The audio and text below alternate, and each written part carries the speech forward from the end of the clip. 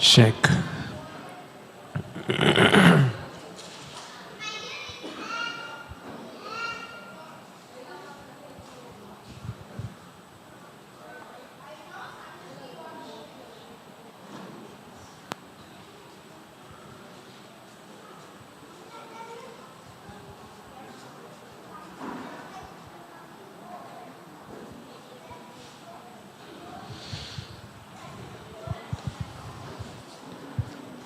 So,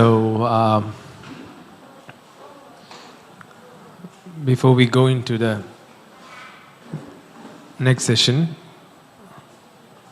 I want to quickly talk about, just read one portion from a book written by Chris Vallotton, where he talks about poverty, riches, and wealth.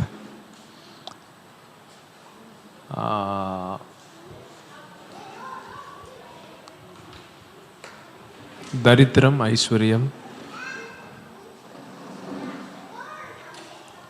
Shh.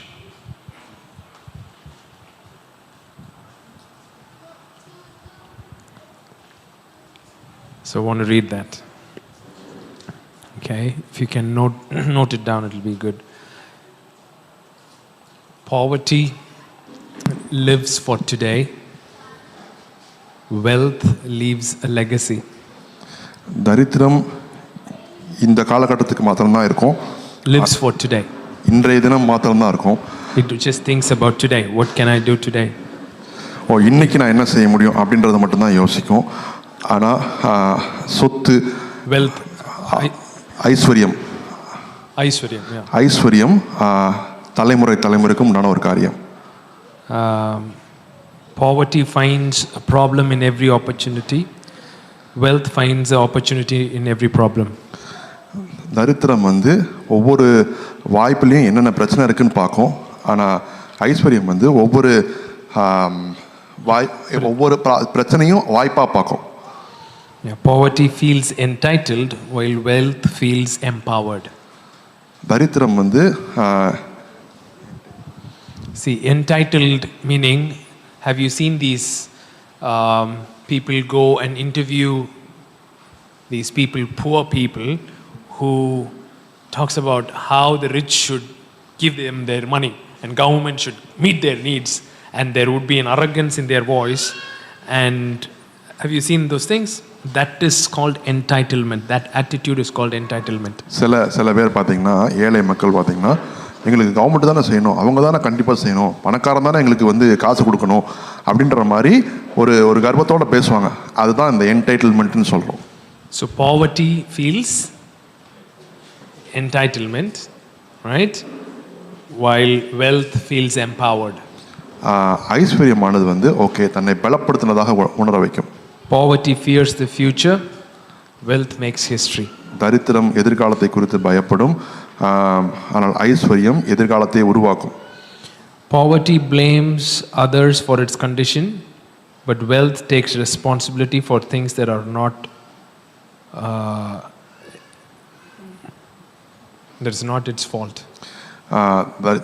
தரித்திரமானது குறை கூறிக்கொண்டே குற்றம் சாட்டி கொண்டே இருக்கும். ஆனால் ஐஸ்வர்யமானது okay இதெல்லாம் தப்பாகவே இருந்தாலும் okay இதுதான் என்னுடைய பொறுப்புன்னு சொல்லி சில காரியங்களை எடுத்து முயற்சி செய்து திருத்த முயற்படும். Poverty asks, what are you going to do for me? Wealth asks, who is worthy of my investment? தரித்திரம் நீ எனக்கு என்ன செய்ய போறன்ற கேள்வி கேட்கும். ஆனால் ஐஸ்வர்யம் நான் என்னுடைய முதலீடை யார் மேலே வைக்கலாம் அப்படின்றத கேட்கும். Are you getting what I'm saying? So while you listen to this, you will understand where your mindset is shifting, leaning towards. Oh, who will do things for me? How can people serve my needs? Oh, if are you thinking like that, or are you thinking this way? It's so important for you to figure out. So இதை வாசிக்கும்போது இதை கேட்கும்போது நம்முடைய மனநிலை தரித்திர மனநிலைக்கு நேராக இருக்குதா இல்லை ஐஸ்வர்ய மனநிலைக்கு நேராக இருக்குதான்றத உங்க சிந்தனையில் நீங்களே பார்க்கலாம். Poverty hangs around with others disgruntled sorts who validate its accusation, but wealth surrounds itself with other powerful influences. தரித்திரமானது குறை கூறிக்கொண்டே இதெல்லாம் சரி வராதுன்னு சொல்கிற அந்த கும்பலோடையே சுற்றிக்கிட்டே இருப்போம். ஆனால் ஐஸ்வர்யவான்கள் வந்து என்ன பண்ணுவாங்கன்னா தாக்கத்தை உண்டு பண்ணக்கூடிய மக்களோடையே சேர்ந்து சுற்றுவாங்க. Poverty votes for candidates who will increase its entitlement, while wealth elects officials who will sacrifice today's comfort for tomorrow's children. தரித்திரமானது தங்களுக்கு சேவை செய்ய யார் சேவை செய்யக்கூடும் அப்படின்ற மனநிலையில் இருக்கிறவங்களே தலைவர்களாக தேர்ந்தெடுப்பாங்க. ஆனால் ஐஸ்வர்யவான்கள் எப்படி பார்ப்பாங்கன்னா தன்னுடைய இப்போ எனக்கு கஷ்டமாக இருந்தாலும் சரி என் பின் தலைமுறையினருக்கு வந்து ஆசீர்வாதமாக இருக்கக்கூடிய காரியங்களை செய்யும் தலைவர்களை அவர்கள் தேர்ந்தெடுப்பாங்க. And he goes on to say, not only there is a difference between poverty mindset and a wealthy mindset, there is a difference between an average rich person's mindset and a wealthy person's mindset as well. எப்படி தரித்திர மனநிலைக்கும் ஐஸ்வர்ய மனநிலைக்கும் ஒரு வித்தியாசம் இருக்குதோ அதே போல பணக்கார மனநிலைக்கும் ஐஸ்வர்ய மனநிலைக்கும் ஒரு வித்தியாசம் இருக்குன்னு சொல்லி அவர் காண்கிறார். Rich people get their identity from the things they own, their houses, cars, money, etc. Wealthy people's identity comes from who they are, not what they own. பணக்கார மக்களுடைய மனநிலை வந்து நான் என்ன கார் வச்சுருக்கிறேன், நான் என்ன வீடு வச்சுருக்கிறேன் அப்படின்றதுலேருந்து தங்களுடைய அடையாளத்தை எடுத்துக்கொள்கிறாங்க. ஆனால் ஐஸ்வர்யவான்கள் வந்து நான் யாராக இருக்கிறேன், அதன் மூலமாக நான் வச்சுருக்க பொருளுக்கு என்ன மதிப்பு போய் சேருதுன்றதை நிர்ணயிக்கக்கூடிய இடத்துல வந்து ஐஸ்வர்யவான்கள் இருக்கிறாங்க. That's why, he was talking about those billionaires. True people, you can't even look at them and say they've got a lot of money. Anytime you find people with lot of gold chains and everything, then you're like, oh, this guy has moved out of poverty and just begin to see money. அது சில பேர் பார்த்தீங்கன்னா தங்கமாக போட்டு சுற்றிட்டே இருப்பாங்க, கையில் காதலெல்லாம் போட்டு சுற்றிட்டே இருப்பாங்க. அவங்கள பார்த்தா நம்ம தெரிஞ்சுக்கணும், ஓகே தரித்திரத்துலேருந்து மாறி இப்போ தான் காசு சம்பாதிக்க ஆரம்பிச்சிருக்கான், பணக்காரனுக்கு உள்ளே வந்திருக்கான்றதை நீங்கள் புரிஞ்சுக்கணும். They will have a pressure to showcase it. Okay நான் பணக்காரன் ஊருக்கு காமிக்கணும் அப்படின்றதுக்காகவே அந்த காரியங்கள்லாம் செய்வாங்க. And finance wise they might have gone into the rich bracket because they are seeing some money and seeing some gold, but it is another twisted expression of a poverty mindset. They haven't moved into a wealthy mindset. பண ரீதியாக வேணால் அவங்க வந்து பணக்காரனா, பொருள் ரீதியாக பணக்காரனா அவங்க இருந்திருக்கலாம். ஆனால் மனநிலையை பார்க்கும்போது இன்னும் அது ஒரு திரிக்கப்பட்ட தரித்திர மனநிலையில் தான் அவங்க இன்னும் இருக்கிறாங்க. Rich people either spend a lot of time trying not to lose their money or spend time wasting it on themselves. Wealthy people's money is just an expression of who they are, so they are confident in their well-being. Rich people either spend a lot of time trying not to lose their money or just overspend on themselves. பணக்காரங்க என்ன பண்ணுவாங்கன்னா இந்த பணத்தை எப்படியாவது பாதுகாத்து தொலைச்சிடக்கூடாது அப்படின்ற இதுலயே தங்க நேரத்தை செலவிடுவாங்க. Or they overspend on them. இல்லாட்டி தங்களுக்கு தாங்களே அதிகமாக செலவு செஞ்சு கொள்வாங்க. But wealthy people's money is just an expression of who they are. ஆனால் ஐஸ்வர்யவான்களுடைய பணம் வந்து அவங்க கொடுக்கும்போதோ இதெல்லாம் தாங்கள் யார் என்பதை நிரூபித்து காமிக்கக்கூடிய ஒரு காரியமாக இருக்கும். No, it is just an expression. கொடுக்கிறது நிரூபித்து காட்டுறதே இல்லை. Wealthy people don't prove anything to anyone. தாங்க இயல்பா யாரா இருக்காங்கன்றதை காட்டி கொடுக்குற ஒரு இதுவா இருக்கும். So they concentrate on their well-being. Yeah, they concentrate on their inner wholeness. தங்களுடைய முழுமையில அவங்க வேலை செய்வாங்க. Rich people work for money, wealthy people's money works for them. பணக்காரனுடைய பணம் Rich people work for money. பணக்காரங்க பணத்துக்காக வேலை செய்வாங்க. ஆனா ஐஸ்வர்யவான்களுடைய பணம் அவங்களுக்கு வேலை செய்யும். Right? Look at somebody and say we need to make money work for us. பக்கத்துல பார்த்து சொல்லுங்க, பணம் நமக்கு சேவகன் ஆகும்படியாய் மாற்ற வேண்டும். Rich people think of their assets, wealthy people dream of legacy. பணக்காரங்க அவங்களோட சொத்துக்களை பற்றி யோசிப்பாங்க. ஆனால் ஐஸ்வர்யவான்கள் அவருடைய தலைமுறைக்கு உண்டாக்கும் தாக்கத்தை குறித்து யோசிப்பார்கள். Rich people give to people, wealthy people invest in people with an expectation of return on investment measured by predetermined outcome. Examples: changed life, transformed neighborhood and a profit. பணக்காரங்க வந்து மற்றவங்களுக்கு காசு கொடுப்பாங்க. ஆனால் ஐஸ்வர்யவான்கள் வந்து சமுதாயத்தில் மாற்றமோ அல்லது எப்படி ஒரு மனுஷனுடைய மக்கள் மேலே முதலீடு செஞ்சு மக்களை எப்படி மாற்றுறது, அவங்களை எப்படி மறுரூபப்படுத்துறது, அப்புறம் அது மூலமாக வருகிற காரியங்கள் எப்படின்னு சொல்லிட்டு அந்த மாதிரி காரியங்களை நோக்கமாக இருப்பாங்க. Rich people think their money protects them. They have a sense of being above the law. பணக்காரங்க வந்து தங்களுடைய பணம் தங்களை பாதுகாக்கும்னு சொல்லி நினைக்கிறாங்க. அவங்க அப்படி பணம் வச்சிருக்கனால அவங்க எந்த கட்டளைக்கும் கீழ்ப்படிய வேணும், எந்த கட்டளைக்கு கீழேயும் இல்லை அப்படின்ற மாதிரி ஒரு எண்ணம் அவங்களுக்கு இருக்கும். சட்டத்துக்கு கீழே இல்லை, என்கிட்ட தான் காசு இருக்கு. Proverbs 18:11 says, a rich man's wealth is a strong city and like a high wall in his own imagination.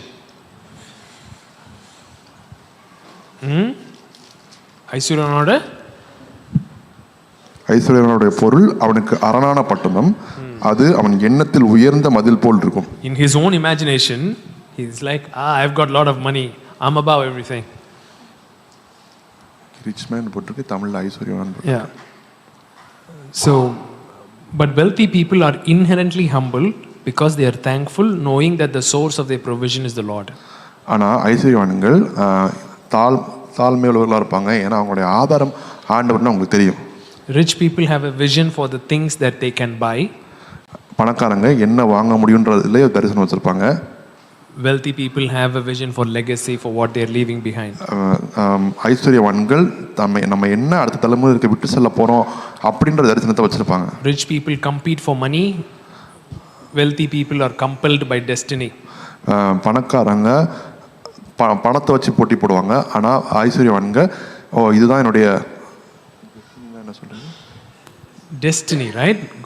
God given destiny or their big picture, their philanthropic vision would be the motivating factor for their decisions. இதுதான் ஆண்டவர் எனக்கு வச்சிருக்க நோக்கம் அப்படின்றது அந்த நோக்கத்தை குறித்து வச்சிருக்க ஒரு காரியங்களா இருக்கும் அவங்களுக்கு. Rich people step on others to move up. Wealthy people measure success by the people they help up. பணக்காரன் வந்து எத்தனை பேரை கீழே அமைக்கி நான் மேலே வந்திருக்கேன்னு பார்ப்பான். ஐஸ்வர்யவான் வந்து நான் எத்தனை பேரை என் கூட வளர வச்சிருக்கேன்றதை பார்ப்பான். The rich person's business goal is to make money, whereas the wealthy person's profession yields profit as the fruit of serving others well. பணக்காரனுக்கு வந்து நான் எவ்வளோ பணம் சம்பாதிக்கிறேன்றதான் குறிக்கோளாக இருக்கும். ஆனால் வந்து ஐஸ்வர்யவானுக்கு வந்து தன்னுடைய பிஸ்னஸ் மூலமாக எத்தனை பேர் லாபம் அடைஞ்சிருக்காங்க, எத்தனை மக்கள் அதன் மூலம் பயனடைஞ்சிருக்காங்கன்றதை பார்க்கறதுல தான் அவனுடைய சக்ஸஸ் இருக்கும். Wealthy person's profession yields profit as the fruit of serving others well. அடுத்தவங்களை நல்லா பார்த்துக்கிட்டதுக்கு மூலமாக வருகிற பலன் தான் அவனுக்கு வர்ற profit ஐஸ்வர்யவானுக்கு. No. Profit is a fruit. His goal is not to make money. Rich person's goal when he enters into a business, he wants to make money. A wealthy person, when he gets into business, he is not having money as the goal. He is having serving people well as the goal, and the profit he makes is the fruit of his intention of serving people well with excellence. ஐஸ்வர்யவான் வந்து அந்த மக்களுக்கு நல்லா எப்படி சேவை செய்ய முடியும் அப்படின்றதான் குறிக்கோளாக வச்சு போடுறான். அது நல்லா சேவை செய்கிறது மூலமாக வருகிற ஒரு கனி தான் அந்த ப்ராஃபிட். ஆனால் அப்போ பணக்காரனுக்கு அப்படி கிடையாது, பணம் சம்பாதிக்கிறது தான் குறிக்கோள், அதை வச்சு தான் போகிறோம். Are you guys getting what I'm saying? When I say சேவை செய்கிறதுனாலே ஓசியா செய்கிறதுன்னு நினைக்காதீங்க. Business has to be serving people. So when you serve people with excellence, when you're trying to solve problem with excellence, profit becomes a fruit. That's the wealthy mindset. A rich man is like, how do I make money? I don't care how I make money. பணக்காரன் வந்து எவனுக்கு கெட்டு போனால் என்ன அப்படின்னு சொல்லிட்டு பணம் சம்பாதிக்கிறது தான் முக்கியம்னு சொல்லி வருவான். ஆனால் ஐஸ்வர்யவான் வந்து எப்படி இந்த பிரச்சனையை சால்வ் பண்ணால் மக்கள் எப்படி அவங்களுக்கு நல்லது கிடைக்கும், எப்படி நல்ல விஷயங்கள் அவங்களுக்கு போய் சேரும் அப்படின்ற கண்ணோட்டத்திலே பார்ப்பான். That's why they say Orthodox Jew, believes that wealth is a moral thing. Being wealthy is a moral thing to do. ஜூஸ்லாம் பார்த்தீங்கன்னா Orthodox Jews, யூத மதத்தில் ஊறி போனவங்க. பாரம்பரிய யூதர்கள். பாரம்பரிய யூதர்கள் வந்து ஓகே ஐஸ்வர்யவானா இருக்கிறது தான் ஒரு நல்லதுன்னு நம்புவாங்க. It's a moral thing. பரிசுத்தமா இருக்கணும்னா நீ வந்து எதோட இருக்கணும், ஐஸ்வர்யமா இருக்கணும்ன்றது தான். பரிசுத்தமும் ஐஸ்வர்யமும் அவங்களுக்கு என்ன செஞ்சது, goes together, right? And they won't engage in immoral things even if it gives a lot of money. நிறைய அதாவது நல்ல வழியில் இல்லாமல் கெட்ட வழியில் போய் நிறைய காசு சம்பாதிக்க முடியும்னா அந்த வழியில் அவங்க சூஸ் பண்ண மாட்டாங்க. Okay.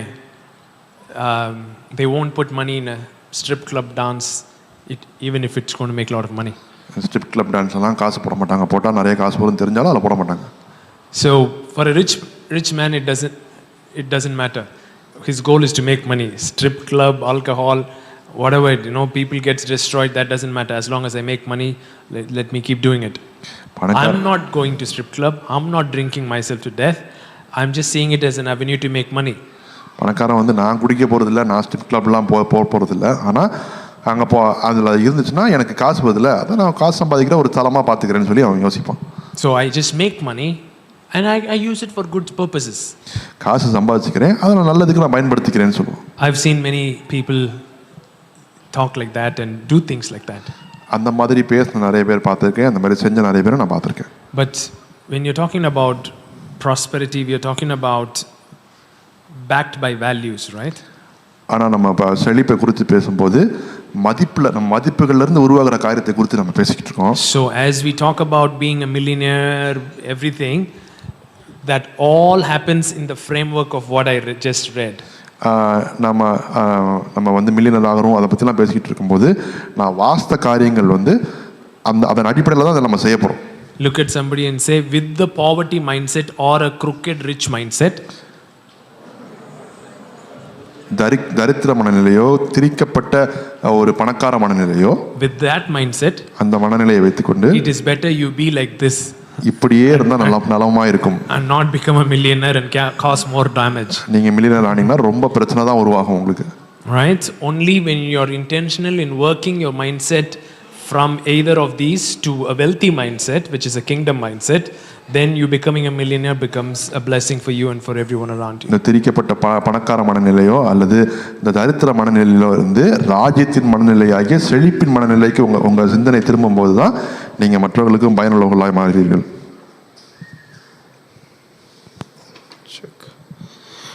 போன செஷனில் எத்தனை பேர் கொஞ்சம் கட் டவுன் பண்ண முடிஞ்சு? How many of you were able to cut down in the last session? Cut out. இதில் ஒன்றுமே பண்ண முடியலங்க அப்படின்ற யாரும் இருக்குங்களா? குறைக்கிறதுக்கு எதுவுமே இல்லை. So we love to pray for creative ideas to cut down, cut out. எனக்கு குறைக்கிறதுக்கு வாய்ப்பே இல்லை, ஏதாவது சூப்பர் நேச்சுரலாக நடந்தால் தான் உண்டு அப்படின்ற நிலைமையில் இருக்கீங்களா? ஓகே. ஸோ நம்ம இப்போ எப்படி கேஷை ஹேண்டில் பண்ணுறதுன்னு பார்க்க போகிறோம். We are going to learn how to manage cash properly.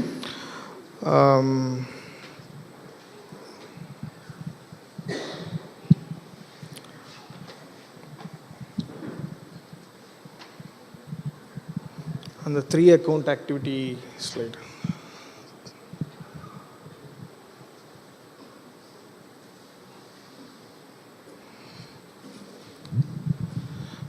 யாரோ ஒரு 3 பேர் ஃபேண்டா குடிக்கணும்னு ஆசை இருக்கவங்க முன்னாடி வாங்க. நல்லா I've eaten well, I want to have a good cool drinks. People who think like that can come in the front.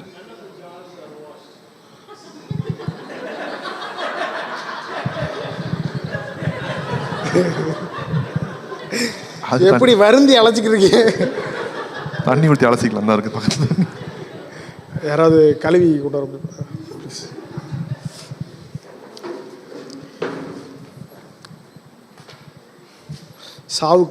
சாவுக்கு ஏதுவான யாதொன்றை குடித்தாலும் அப்படின்னு. இதையும் கழுவணுமா? இந்த 2 ஜக்கும் தானே.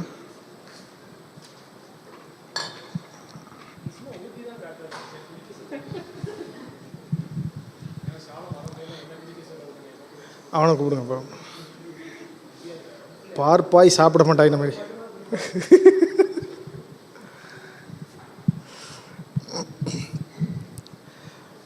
வரியா? வா.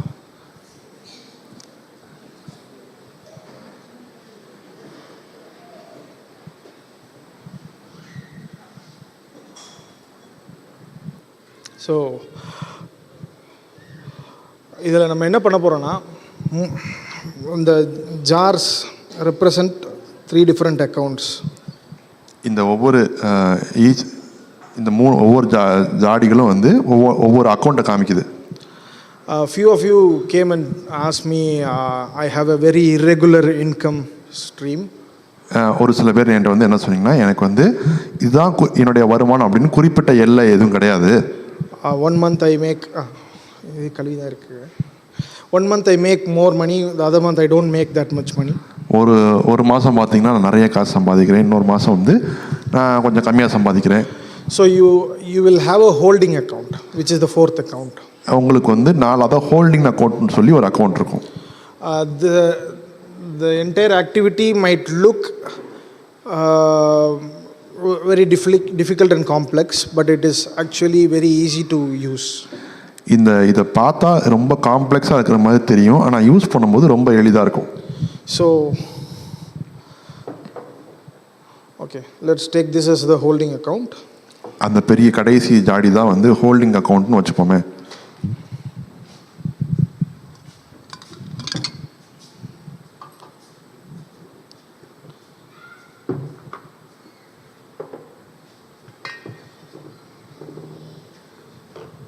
யாராவது வாங்க, கழுவி தான் இருக்குது, தைரியமாக வரலாம்.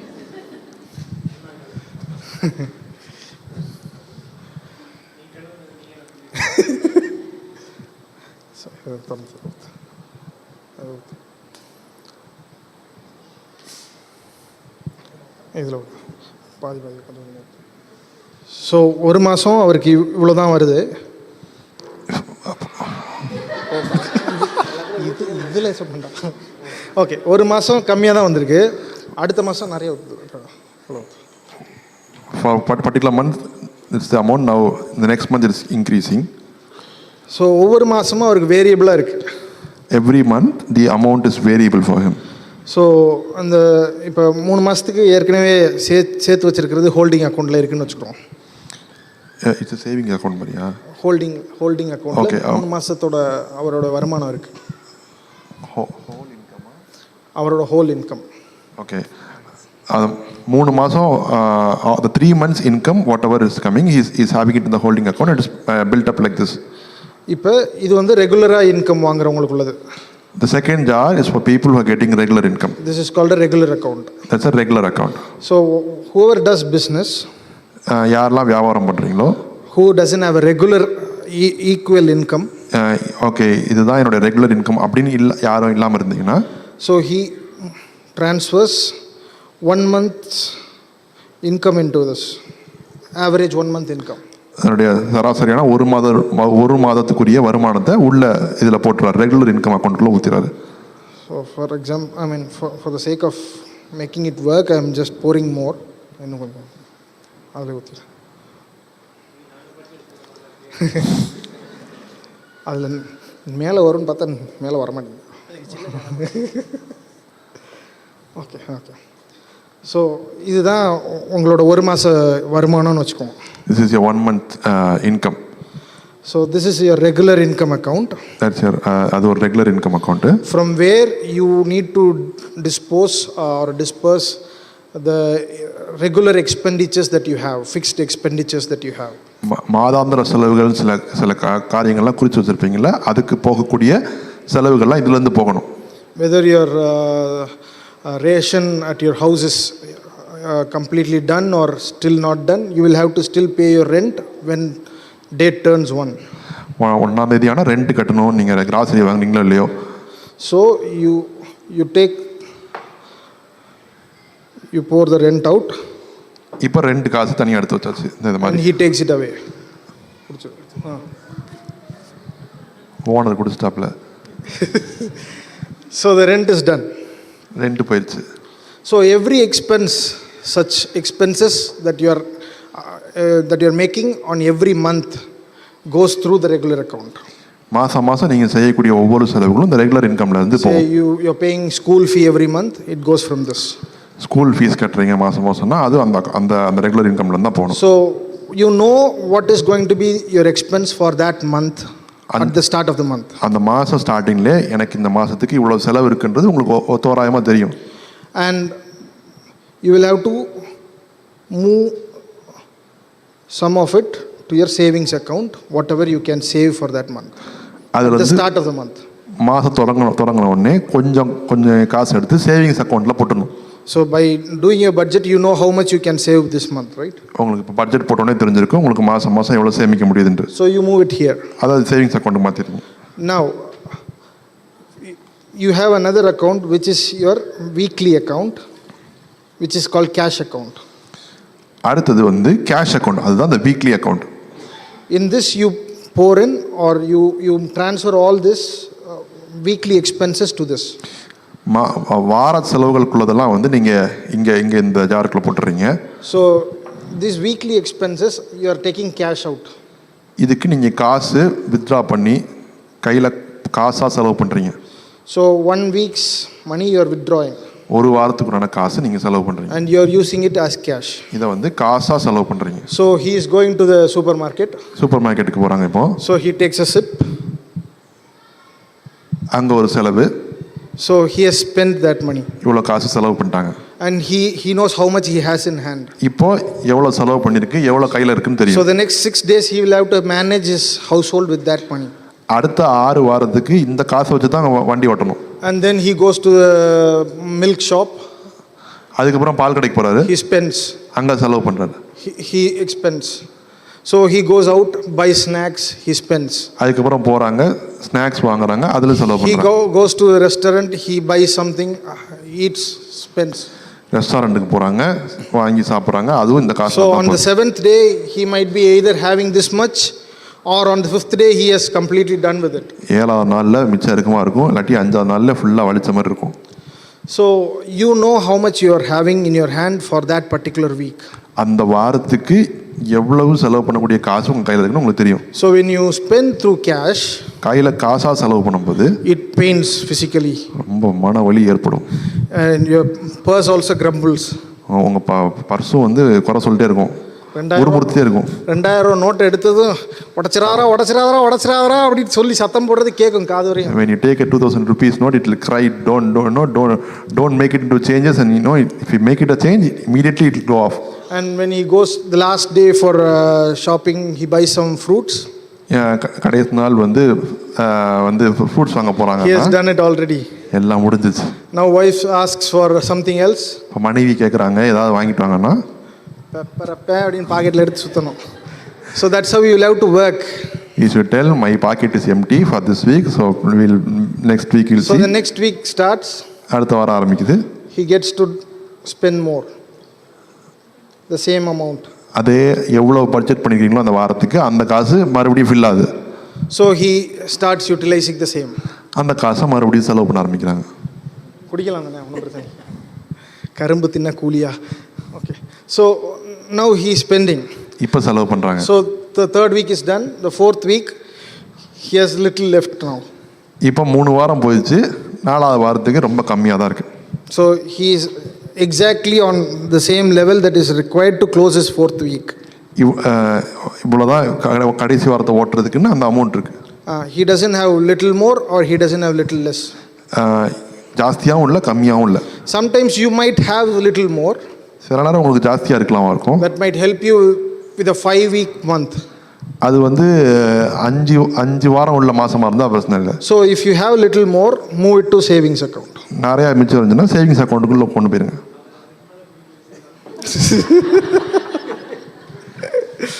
இதில் வந்து டிஸ்க்ளைமர் கொடுத்து கூப்பிட்டு அன்எக்ஸ்பெக்டடாக தான் வந்துச்சுன்னா so you will have to budget all your expenses. உங்கள் எல்லா எக்ஸ்பென்சஸையும் வந்து பட்ஜெட் பண்ணி வச்சுக்கோங்க. So I am going to talk about unexpected events. அதுக்கப்புறம் இது வந்து எக்ஸ்பெக்ட் பண்ணல ஆனால் நடந்துடுச்சு அப்படின்ற காரியங்களை குறித்து நான் பேசுவேன். So a good budget will always have some unexpected events to be covered in your savings account. ஒரு நல்ல பட்ஜெட் போடுறவங்களா இருந்தால் அதாவது எதிர்பாராமல் வருகிற தேவைகளுக்கு ஏற்கனவே முன்கூட்டியே பிளான் பண்ணி சேவிங்ஸில் சேர்த்து வச்சுருப்பாங்க. And this regular account will have money for your yearly insurance, say for yearly if you are going for a leisure holiday trip and all, you will have all this in your regular account at the start of the month. இப்போ regular அக்கௌண்ட்டில் வந்து அந்த மாதத்துக்கு அந்த வருஷத்துக்கு கட்ட வேண்டிய insurance அந்த மாதிரி சில காரியங்களுக்குலாம் நீங்கள் காசு சேர்த்து வச்சுருப்பீங்க, உள்ளே இருக்கும் அதில். So what you should do is you will have to immediately move it to your savings account at the start of the month. Whatever is going to happen once in a year, You are moving it to your savings account and you are not keeping it here. அந்த வருடாந்திரத்துக்கு செலவு பண்ணுற அந்த காரியங்களையுமே என்ன பண்ணுங்கன்னா உங்கள் savings அக்கௌண்ட்டுக்கு move பண்ணிடுங்க. During the mid of the month, you might get a gas bill, power bill, and all this. சும்மா நினைக்கிறேன் பாவம் குடிச்சிட்டு போட்டோம். மாதத்துக்கு நடுவில் வந்து gas bill, electricity bill, it is not mandatory that you will have it on first of your month. மாதம் போகிற போக்கில் பார்த்தீங்கன்னா நடுலையோ அந்த மாதம் கடைசியிலோ சில நேரம் கேஸ் பில்லோ இபி பில்லோ வரும் உங்களுக்கு. So whatever is there in this account doesn't mean that you can take and spend it somewhere else. காசு மிச்சம் இருக்குது அதனால் எடுத்து செலவு பண்ணிருங்கடா அப்படின்னு செலவு பண்ணிடாதீங்க. So your target is not to overspend your budget. பட்ஜெட்டை விட அதிகமாக செலவு பண்ணுன்றது உங்கள் குறிக்கோளாக இருக்கக்கூடாது. It is not a target to achieve. அது ஏதோ 50% சொல்லிட்டாங்க அந்த டார்கெட் அச்சீவ் பண்ணுன்றதுக்காக செலவு பண்ணுறதில்ல. It is something that you shouldn't exceed. அதை மிஞ்சிடக்கூடாதுன்றதுக்காக வச்சிருக்கிற ஒரு அளவுகோல் தான் அது. So this is how you will have to work it out. இப்படி தான் நீங்கள் பிரித்து அதை பயன்படுத்திக்கணும். So as your month goes from Jan to December, ஜனவரிலேருந்து டிசம்பர் மாதம் போக it will have some accumulated money that is over and above your investments. தனியாக சேர்த்து வச்சு நீங்கள் முதலீடு செய்கிறதுக்கு போக மிச்சமும் இதில் கொஞ்சம் இருக்கும். அதான் சேவிங்ஸில் தான் இன்வெஸ்ட்மெண்ட்டையும் வச்சுருக்கோம். இப்போதைக்கு we have accumulated our investment money in the saving account, and from here you are mandating it to the investment side. Whatever money you have budgeted for your investments also you have put it into the savings account, and from here you are diversifying it into your investment plans. So your savings should be like this. You are investing on mutual fund. நீங்கள் வந்து mutual ஃபண்டில் invest பண்ணுறீங்கன்னா அப்படி ஒரு you are investing in something else, bonds or something else. வேற ஏதோ பாண்ட்லயோ அதிலே invest பண்றீங்கன்னா அப்படி. So this will also keep growing. இதுவும் வளர்ந்துக்கிட்டே இருக்கும். This will grow exponentially because you are not going to touch it. இது வந்து அளவு இல்லாமல் அப்படி வேற லெவலில் வளர்ந்துட்டே போகும். Compound. அது வந்து கூட்டு வட்டி மாதிரி வந்துட்டே இருக்கும். So whatever you have here, இதில் மிச்சம் இருக்கிற சேவிங்ஸை it is for a yearly expense, maybe for buying clothes once in a year, going for a leisure trip once in a year, doing or paying all your insurance bills, everything that happens once in a year are accumulated in this. வருஷத்துக்காகிற செலவு மாதிரி அந்த insurance bills, அப்புறம் நீங்கள் trip plan பண்ணிங்கன்னா அதுக்கு செலவு பண்ணக்கூடிய காசு, அப்புறம் அந்த மாதிரி சில காசுகள்லாம் அதில் வச்சுப்பீங்க. What we are not trying to do here is we are not going to spend money that we haven't earned yet. சம்பாதிக்காத காசை செலவு பண்ண போகிறதில்ல.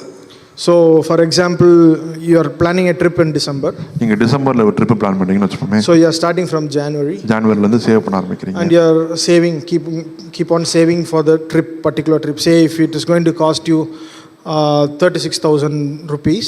36,000 ரூபாய் அதுக்கு செலவாகுதுன்னு சொன்னோம்னா. So every month you save 3,000. மாசம் நீங்க 3,000 ரூபாய் சேர்த்துட்டே வரீங்க. So that is accumulated in the savings account. அது சேவிங்ஸ் அக்கவுண்ட்ல வந்து உட்கார்ந்துருது. And this accumulated amount, இந்த சேர்க்கப்பட்ட தொகை by end of டிசம்பர் வரும்போது it is going to be 36,000. அது 36,000 ரூபாய் இருக்கும். Maybe a small interest on it might be like 37,000. கொஞ்சம் வட்டி குட்டி போட்டுருந்துச்சுன்னா 37,000 ரூபாய் இருக்கும்.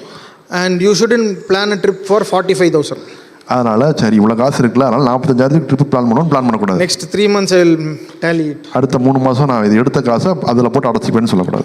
Never do that. அதை பண்ணாதீங்க. You will have to stick to that budget. நீங்கள் என்ன பட்ஜெட் போட்டிருக்கீங்களோ அந்த பட்ஜெட்டுக்கு உள்ள என்ன போக முடியுமோ அதை பண்ணுங்க. So we should not take a step of faith.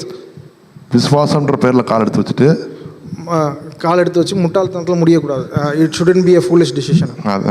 அது வந்து முட்டாள்தனமாக முடிஞ்சிடாமல் பார்த்துக்கோங்க. So you should always be careful of how you are handling this. இந்த சேவிங்ஸ் பாக்கெட்டை வந்து நீங்கள் எப்படி ஹேண்டில் பண்ணுறீங்கன்றதை பார்த்துக்கோங்க. Most of us will handle this properly. நிறைய பேர் வந்து இந்த வார செலவுகள்லாம் கரெக்டாக ஹேண்டில் பண்ணியிருப்பீங்க.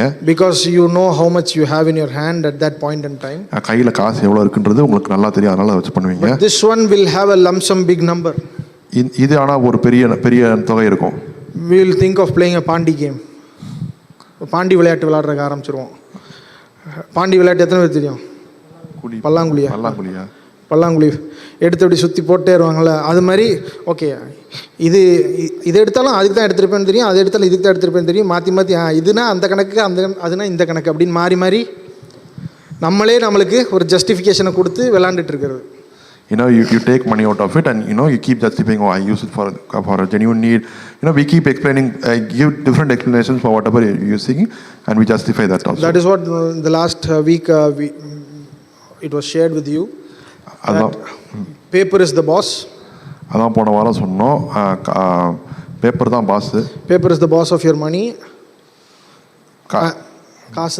காசுக்கு பாஸ் யாரு? Paper. You are the boss of the paper and you decide what goes into the paper and you stick to it. Paper தான் உங்கள் பாஸ். நீங்கள் என்ன கணக்கு பேப்பரில் எழுதுறீங்களோ அதுக்கு ஏற்ற காசை செலவு பண்ணுங்கள். நீங்கள் தான் காசு செலவு பண்ணுறது, அதனால் நீங்கள் தான் ராஜா. இல்லை, பேப்பர் தான் காசுக்கு பாஸு, நீங்கள் பேப்பருக்கு பாஸு. அதனால் பேப்பரில் என்ன இருக்கோ அதுதான் ஸ்டிக் பண்ணி நீங்கள் செலவு பண்ணணும், அதை விட்டு மாறக்கூடாது. என்ன 2 ரூல் சொன்னோம் மாறுறதுன்னா? என்ன rule? 2 rules to deviate from your budget.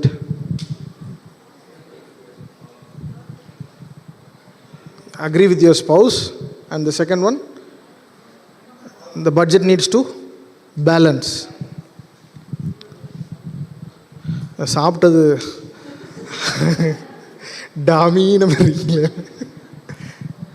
Okay, so you need to know where your money is going. You need to direct it. உங்கள் பணம் எங்கே போகணும், எந்த திசையில் போகணுன்றது நீங்கள் தான் நிர்ணயிக்கணும். As I told you earlier, it's a good slave and a horrible master. இது ஒரு நல்ல சேவகன், கொடுமையான ஆட்சிக்காரன். So people who have varied income every month, மாதம் எனக்கு இதுதான் குறிப்பிட்ட அளவு இன்கம் கிடையாது, வருமானம் கிடையாது, வேறு வந்துகிட்டே இருக்குன்னு சொன்னாங்க. So you should make sure that this doesn't deplete. அந்த ஹோல்டிங்ஸ் அக்கௌண்ட் குறைஞ்சிராமல் பார்த்துக்கோங்க.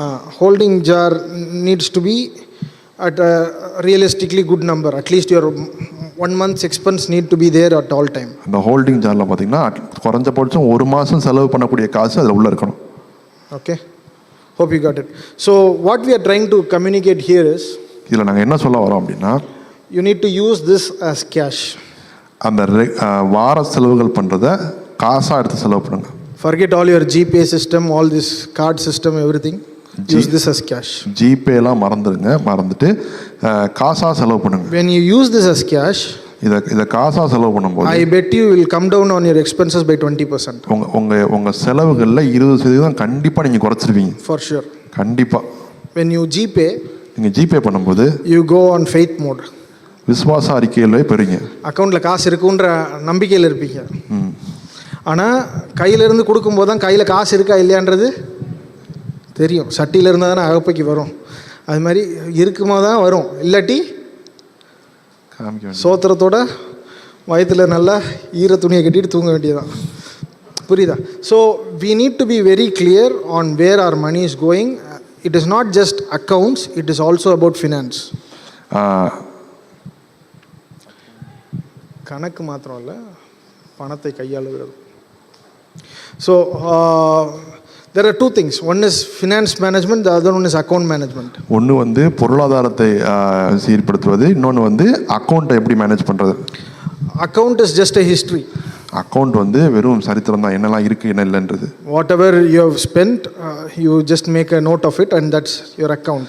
என்ன உள்ளே வந்திருக்கு, என்ன வெளியில் போயிருக்கு அப்படின்னு காமிக்கிறது உங்கள் அக்கௌண்ட் காமிக்கும். The statement that you get from bank is an account statement. பேங்க்லேருந்து வர்ற statement account statement.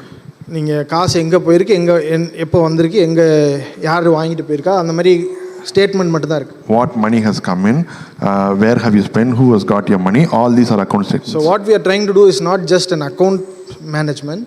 We are not நம்ம ஏதோ ஒரு அக்கௌண்ட்டை மட்டும் மேனேஜ் பண்ணுறதுக்காக சொல்லலை. வரலாறு முக்கியம் அமைச்சரேன்னு எழுதி வைங்கன்னு சொல்லலை. நீங்கள் காசு எங்கே போகணுன்னு நீங்கள் டிட்டர்மைன் பண்ணி நீங்கள் போடுறீங்க. Now you should determine where your money should go and you are spending accordingly. So you need to be very careful in handling all this. இந்த காரியங்களில் கையாளுவதில் கவனம் செலுத்தணும். If you don't handle this properly, இந்த வார செலவுகளை நீங்கள் சரியாக கவனம் செலுத்தலைன்னா you miss the entire plan. நீங்கள் இந்த மொத்த பிளானையுமே சொதப்பிடுறீங்கன்னு அர்த்தம். So people take from here, pour it into this. After this is gone, in the last week of the month, this is empty. So they take whatever is there in the regular account and still use it. So regular அக்கௌண்ட்டில் இருக்கிற மொத்த காசையும் சில பேர் முன்னாடியே வலிச்சுட்டு அதை empty ஆக்கிடுறாங்க. Regular அக்கௌண்ட்டில் முடிஞ்சிருச்சா, ஓகே, அடுத்த சேவிங்ஸ் அக்கௌண்ட்லேருந்து எடுத்து ஊற்று. Once when the regular account is finished, we take money from the savings account and use it for the weekly So expenses. most of them just juggle and play around. சில பேர் வந்து okay இந்த இதில் இல்லையா அதில் இல்லையா இதில் அப்படின்னு சொல்லி மாற்றி மாற்றி விளையாடுவாங்க. So that is what we need to stop. அதை நம்ம உடனடியாக நிறுத்த வேண்டும். So this might look complicated. இது பார்க்கறதுக்கு குழப்பமான விஷயமா தெரியலாம், but it's easy. ஆனால் அது ஈஸியான விஷயம் தான்.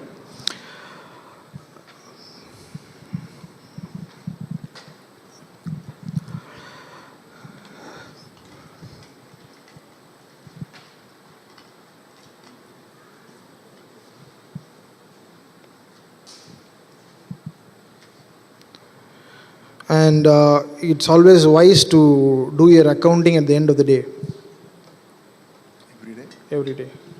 Whatever you spend, you'll have to note down on the same day, evening. ஒவ்வொரு நாளும் நீங்கள் என்ன செலவு பண்ணிக்கிங்கன்றதை அந்த நாள் முடிவில் நீங்கள் அதை குறித்து வைக்கிறது அவசியம். It doesn't take much time. It just takes 5 to 7 minutes a day. குறைஞ்சபட்சம் மேக்ஸிமமே 5லேருந்து 7 நிமிஷம் தான் ஆகுது. There are a lot of mobile apps available. நிறைய மொபைல் ஆப்ஸ் அதுக்கு உதவி செய்யறதுக்கு இருக்குது. Which can, free apps are there which you can download and feed in the details. நிறைய ஆப்ஸ் இருக்குது, அதில் ஃப்ரீயாகவே இருக்குது. அதில் நீங்கள் உங்கள் டீட்டெயில்ஸ்லாம் உள்ளே போட்டிங்கன்னா the more detail that you feed in, you get a more detailed report from it. எவ்வளோ தெளிவாக அதில் உள்ள ரிப்போர்ட் போடுறீங்களோ அவ்வளோ தெளிவாக பளிச்சுன்னு உங்களுக்கு காமிக்கும். So you know where your money is going predominantly. உங்கள் காசு எந்த ஏரியாவில் அதிகமாக செலவாகுதுன்றது உங்களுக்கு தெரியும். And it will help you in course correction. அதில் ஓகே இதெல்லாம் கம்மி பண்ணலாம், இதெல்லாம் திருத்திக்கலாம் அப்படின்ற மாதிரி உங்களுக்கு உதவி செய்யும். So always your financial needs are very dynamic in nature. உங்கள் பொருளாதார தேவைகள் வந்து மாறிக்கிட்டே இருக்கிற மாதிரி இருக்கும். Your previous month's expense might not be this month's expense. It might be more or less. போன மாதம் ஆன செலவு இந்த மாதம் ஆகாமல் இருக்கலாம், சில நேரம் கூட இருக்கலாம், சில நேரம் கம்மியாக இருக்கலாம். Because of Christmas this month, you might have more expenditure than January. Christmas மாதம்னா நிறைய செலவுகள் இருக்கலாம், ஜனவரியில் கம்மியாக இருக்குமா இருக்கும். And vice versa. மாற்றி சொல்லிக்கலாம். So you will always have to align your budget every month. மாதம் அதனால் பட்ஜெட் போடுறது ரொம்ப முக்கியம். You need to course correct and reevaluate. அதை கரெக்டாக கோர்ஸ் கரெக்ட் பண்ணி அதை திருத்திட்டே வரணும், ஏதாவது செலவுகள் அதிகமாக போச்சுன்னா. There is a slide using cash, living on cash. Can you just go to 14th slide?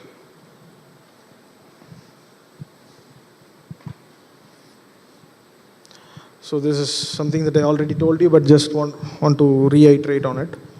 ஏற்கனவே உங்களுக்கு சொல்லிட்டேன், திருப்பி உங்களுக்கு நான் சொல்லணும்னு விரும்புகிறேன். When you use a card and you purchase, card பயன்படுத்தி நீங்கள் காரியங்கள் வாங்கும்போது sometimes we don't evaluate the purchase that we are making. நம்ம வாங்குற பொருளுக்கான மதிப்பை தெரியாமலே நம்ம வாங்குவோம்.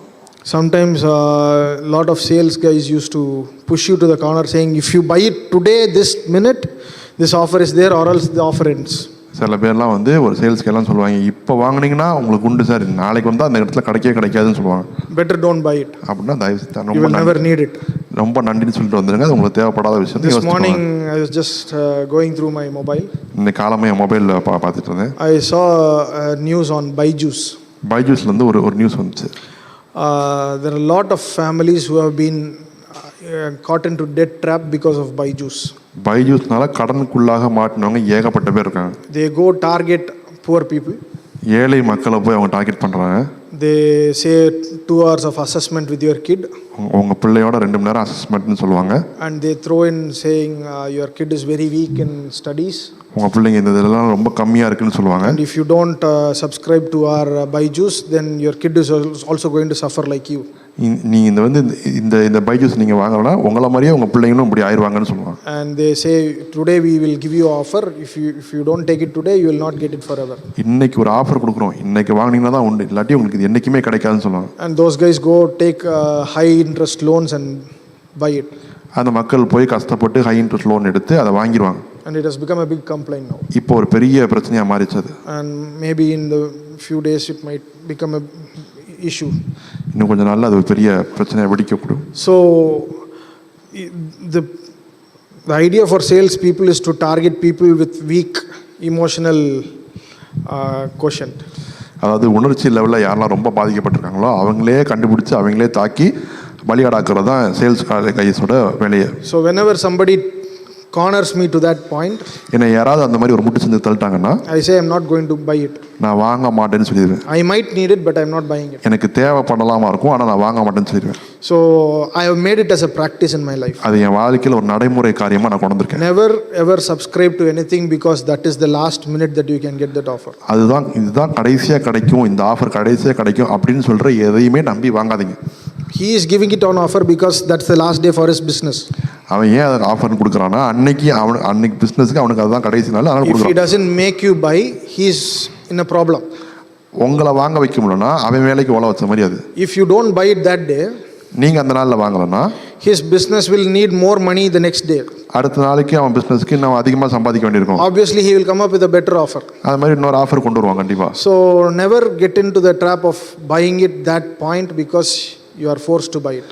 உங்களை வந்து கத்தி முன்னாடி நின்று வாங்க வைக்கிற மாதிரி அவங்க ஏதாவது சொல்லிட்டு இருந்தாங்கன்னா அதெல்லாம் நீங்கள் வாங்க வேண்டிய அவசியம் இல்லை. So when you are dealing in cash in such instance, அந்த மாதிரி காரியத்தெல்லாம் நீங்கள் கேஷ் பயன்படுத்தும் போது you will obviously have a good reason of not buying because you will not have cash at that point in time. அவன் கேட்கும்போது என்கிட்ட பர்ஸில் காசு இல்லையே அப்படின்னு சொல்லிட்டு தப்பிச்சு போகிறதுக்கு ஈஸியாக இருக்கும். தப்பிச்சு போகிறது நீங்களே மாட்டாமல் இருப்பீங்க. So that's how you will have to work. அந்த மாதிரி தான் நீங்கள் பிளான் பண்ணி பண்ணணும். So when you use your smartphone tap and go, card tap and go and all these things, you quickly tap because you don't feel the pain of it. Tap and go அல்லது இந்த மாதிரி ஆப்ஸ்லாம் use பண்ணி காசு கொடுக்குறதெல்லாம் வந்து கொடுக்கும்போது உங்களுக்கு அந்த வழியே தெரியாது. So it's statistically proven that you will spend 18% lower when you use cash and not cards. நீங்கள் வந்து இது வந்து ஸ்டாட்டிஸ்டிக்லேயே சொல்லியிருக்கிறாங்க, நீங்கள் கார்டு யூஸ் பண்ணாமல் கேஷ் யூஸ் பண்ணிங்கன்னா 18% கம்மியாகவே உங்கள் செலவை கம்மி பண்ணிடுவீங்க. Okay. So we are going to go into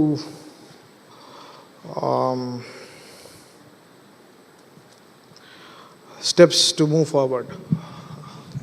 முன்னேறி செல்வது எப்படி அப்படின்றத பார்க்க போகிறோம். So you have been given to understand how to handle your monthly budget. உங்கள் மாதாந்திர பட்ஜெட் எப்படி பண்ணணுன்றது உங்களுக்கு சொல்லிக் கொடுக்கப்பட்டிருக்கு. Now how do you come out of debt? இப்போ கடனை விட்டு எப்படி வெளில வருது? How to build wealth? கடன்லேருந்து வெளில வந்ததுக்கப்புறம் எப்படி ஆஸ்திகள் சேர்ப்பது is what we are going to target. இப்போ அதை தான் நம்ம படிக்க போகிறோம். So our aim is what we told in the previous session, that 50% as expense and the rest is to be savings, investment and giving and tithing. 50% வந்து நீங்கள் செலவுக்கு பயன்படுத்தலாம், மிச்சது எல்லாமே வந்து 10% சேவிங்ஸு, 20% இன்வெஸ்ட்மெண்ட்டு, 10% டைத். ஸோ இப்படி எப்படி பிரித்து நீங்கள் யூஸ் பண்ண போகிறீங்கன்றது சொல்லியிருக்கோம்.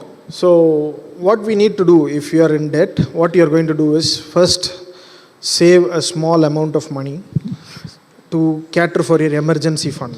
ஸோ நீங்கள் கடனில் இருக்கிறீங்கன்னா முதல்ல எமர்ஜென்சி ஃபண்டுக்கு எப்படி உண்டாக்குறது, ஒரு குறிப்பிட்ட அமௌண்ட் எடுத்து சேவ் பண்ணி அதை எமர்ஜென்சி ஃபண்டாக மாற்றிக்கோங்க. So which is roughly 50 to 100% of your 1 month expense.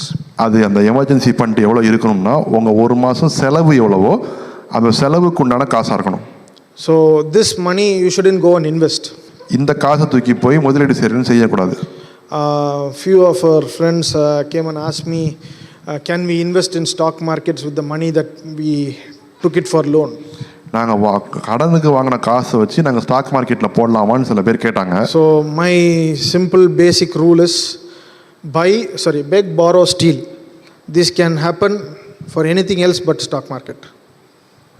நீங்கள் பெட் பண்ணலாமா இருக்கும், யார்கிட்டயே கடன் வாங்கலாமா இருக்கும், திருடலாமா இருக்கும். ஆனால் இதெல்லாம் வந்து எது பண்ணாலும் ஸ்டாக் மார்க்கெட்டுக்கு போடாதீங்க.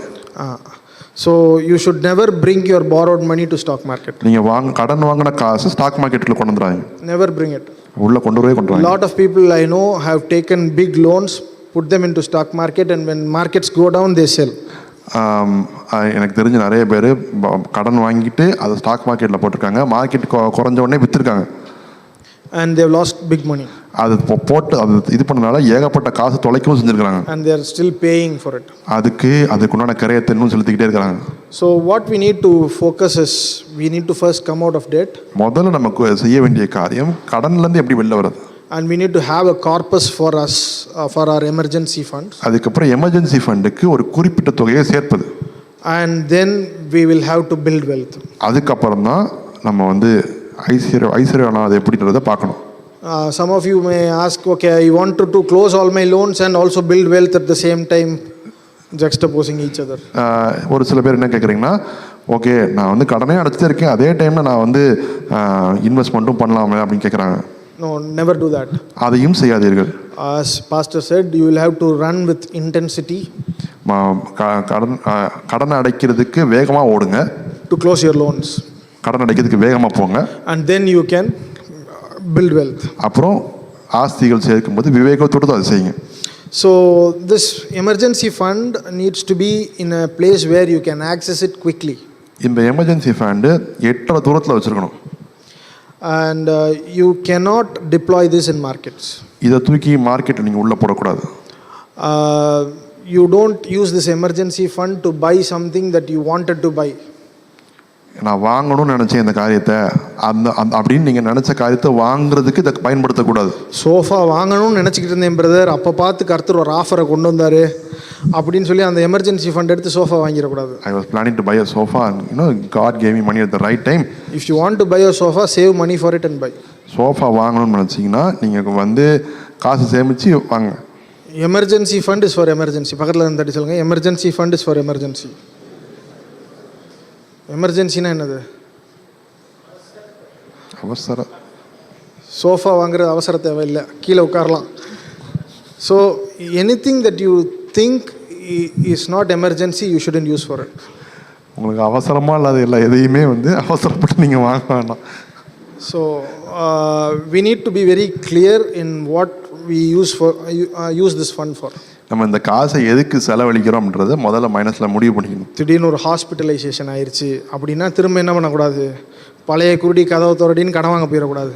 அதுக்காக தான் இந்த emergency fund. In case of hospitalization, you don't have to go again and fall into debt. So if with that in mind, we are building this emergency fund. வண்டியில் கார்பரேட்டர் அடைச்சிக்கிச்சு அப்படின்னதும் எங்கே போயிடக்கூடாது, கடன் வாங்க போகக்கூடாதுன்றதுக்காக தான் இந்த emergency fund. Your car is making some problems, so I have to get it done, sorted immediately. For that things we are building emergency fund. And while you are building this emergency fund, you will also have to de-risk yourself, you getting some low premium but trustworthy insurance.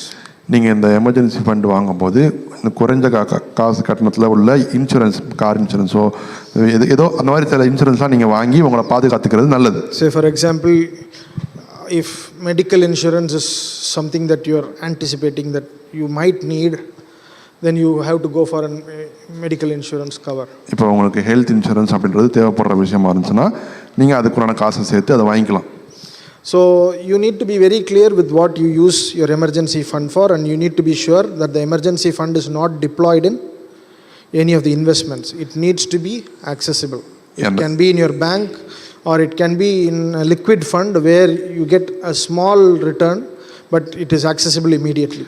அவசர தொகைன்றது வந்து நீங்கள் பேங்க்கில் வச்சுருக்கலாமா இருக்கும், அல்லது ஏதாவது குட்டி இன்ட்ரெஸ்ட்டில் இப்போ வர்ற மாதிரி வச்சுருக்கலாமா இருக்கும். ஆனால் எடுக்கிற நிலைமையில் இருக்கிற மாதிரியாக இருக்கும். Gold coins, no. Emergency fund needs to be liquid. Liquid in the sense, இப்போ எனக்கு வேணும் உடனே கையிலேருந்து எடுக்கிற மாதிரி இருக்கணும். அதான், that's how it needs to be. You cannot buy gold and keep it. No investment business on emergency fund. முதலீடு செய்கிற காரியங்கள் வந்து எமர்ஜென்சி ஃபண்ட் வச்சு வாங்கக்கூடாது. என்ன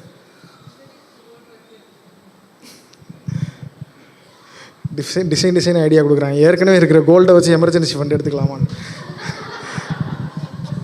இதைத்தான் இங்கிலீஷில் கடன் வாங்கக்கூடாது எமர்ஜென்சி ஃபண்டுக்கே கடன் வாங்கலாம்ன்றேன். Okay. The second is we are going to target our debt. கடனை குறி வைக்க போகிறோம் இப்போ. So we need to declare a war. So இப்போ ஒரு போரை கொண்டு வரணும். We don't fight a war passively. ஒரு போரில் இருக்கும்போது ஏனோதானு இருக்க மாட்டோம். பார்ப்போம், பொறுமையாக அடைக்கலாம், என்ன அவசரம் அப்படின்னு அந்த மாதிரி யாரும் போர் புரிஞ்சிருக்காங்களா? Have you ever seen somebody who is fighting in a war saying, so we go on the offensive to fight it out. தீவிரமாக போய் அதை முடிக்கணுன்ற மாதிரி ஒரு இதில் தான் இருப்போம். So it needs to be focused intensity. அதில் வந்து ஒரு குறிக்கோள் வச்சு அதில் வந்து கவனம் செலுத்தி போகணும். எத்தனை பேர் மேக்னிஃபையிங் கிளாஸை வச்சு இந்த பூச்சியெல்லாம் கொண்டிருக்கீங்க?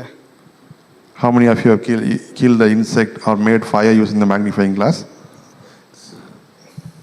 நான் குணத்தில் பசுன்றீங்களா? நிறைய பேர் மேக்னிஃபையிங் கிளாஸ் வச்சு எப்படி கொள்வாங்க? சன்லைட்டில் காட்டுவாங்க. காட்டும்போது இடையில இப்படி திருப்பி வேடியை பார்த்துக்குவாங்களா? ஃபோக்கஸ்டாக இருக்கணும். அப்படி இப்படி திருப்பி திருப்பி பார்த்துட்டு இருந்தோம்னா ரிஃப்ளெக்ஷன் வேணால் பார்த்து ஜாலியாக இருக்குது அப்படின்னு சின்ன குழந்தைங்க மாதிரி பார்த்துட்டு இருக்கலாமே ஒழிய வேலை ஆகாது. So we need to be very focused, we need to be intense, we need to be with high intents to close it out. வச்ச குறி தப்பாமல் அதை நோக்கி போய்கிட்டே இருக்கணும். ஸோ உங்களுடைய கடன்கள் எல்லாம் நீங்கள் எழுதிட்டு வந்திருக்கீங்க. You have written all your loans. சின்னதுலேருந்து பெரியவர்கள் வரையும் from the small to the biggest. எல்லாரையும் நீங்கள் எழுதி வச்சுருக்கீங்க. நிறைய கடன்கள் வந்து ஹை இன்ட்ரெஸ்ட் லோன்ஸ் இருக்கலாம். So you might have high interest loans. யாருக்கெல்லாம் 4 பைசே, அதாவது 48% லோன்லாம் யார் வச்சுருக்கீங்களா? 48% இன்ட்ரெஸ்ட்டில் உள்ள லோன், 36% ப்ளஸ். வைக்கப்பட்டு தூக்காமல் இருக்கீங்களா? தூக்கத்தில் இருக்கீங்களா? 24%. வேறு ஒருத்தர் தானா? பரவாயில்ல, எல்லாம் நல்லா கடன் வாங்குறதெல்லாம் தெளிவாக தான் வாங்கிறீங்க போல். ஓகே. ஸோ ஹை இன்டென்சிட்டி எங்கே காட்டணும்னா, எப்பயுமே ஃபயர் ஃபைட்டிங் பண்ணும்போது we need to shoot at the source. எங்கேருந்து தீ எரியுதோ அதை நோக்கி ஃபயர் ஃபைட் பண்ண சொல்லுவாங்க. Where the fire has started, which is the source for the fire, we have to target that and we have to fire the water there when we are doing firefighting. இப்போ ஒரு building எரியுதுன்னு வைங்களேன். Now let's say a building has caught fire. பில்டிங்கே எரியுது, எங்கனாலும் தண்ணி அடிக்கலாம்னா வேலைக்கு ஆகாது. If you are spraying water all across the building, it won't help. அது electric சர்க்யூட்டில் leakage ஆகி அங்கே ஷார்ட் ஆகி அங்கேருந்து எரியுதுன்னா அந்த பாயிண்ட்டை ஃபோக்கஸ் பண்ணி அடிப்பாங்க. Because if the electric circuit has got shorted and has got a short circuit, and because of that if the fire is coming, they'll target the electric circuit, close the fire there. எது அந்த ஃபயருக்கு சோர்ஸோ அதை மொதல் அணைக்கணும். எது which is the source for the fire, they'll target that and close it. நம்ம target பண்ணுறது அந்த மாதிரி பெரிய பெரிய உங்களோட மொத்த வீட்டை எரிக்கிற எந்த சோர்ஸோ அதை டார்கெட் பண்ணி அடிக்கணும். So what is the source that is targeting, making the whole house burn out? Which is the source? We have to target it and fight. If everything is of the same level, எல்லாம் ஒரே மாதிரி இருந்துச்சுன்னா, interest எல்லாமே எல்லா இடத்துலையும் நான் 10% தான் வாங்கியிருக்கேன் பிரதர், அதுக்கு மேலே வாங்கலை அப்படின்னா, if you are saying all the interest rates have been 10% across all my loans, then you will have to target the smaller ones. நீங்க வந்து by value. எது மதிப்புல by value loan amount. Loan அமௌண்ட்ல எது சிறுசா இருக்கோ அதை பார்த்து நீங்க say you have a loan of 2 lakhs. இப்போ உங்களுக்கு 2 லட்சத்துக்கு ஒரு கடன் இருக்குன்னு வச்சுக்கோங்க. then another one 4 lakhs. அடுத்து 4 லட்சத்துக்கு இருக்கணும். then 6, then 10. 6 அப்புறம் 10. so you will have to target the 2 lakh loan first. முதல்ல 2 லட்சத்துக்குள்ள தான் அடிச்சு முடிச்சணும். then go for the 4 lakh. அதுக்கு அப்புறம் 4 லட்சத்துக்குள்ள தான் அடிச்சு முடிக்கணும். then 6, அப்புறம் 6, then 10. 10. எல்லாருக்கும் பொதுவா அடைச்சிட்டு இருக்கேன் பிரதர் அப்படினீங்கன்னா வேலைக்கு ஆகாது.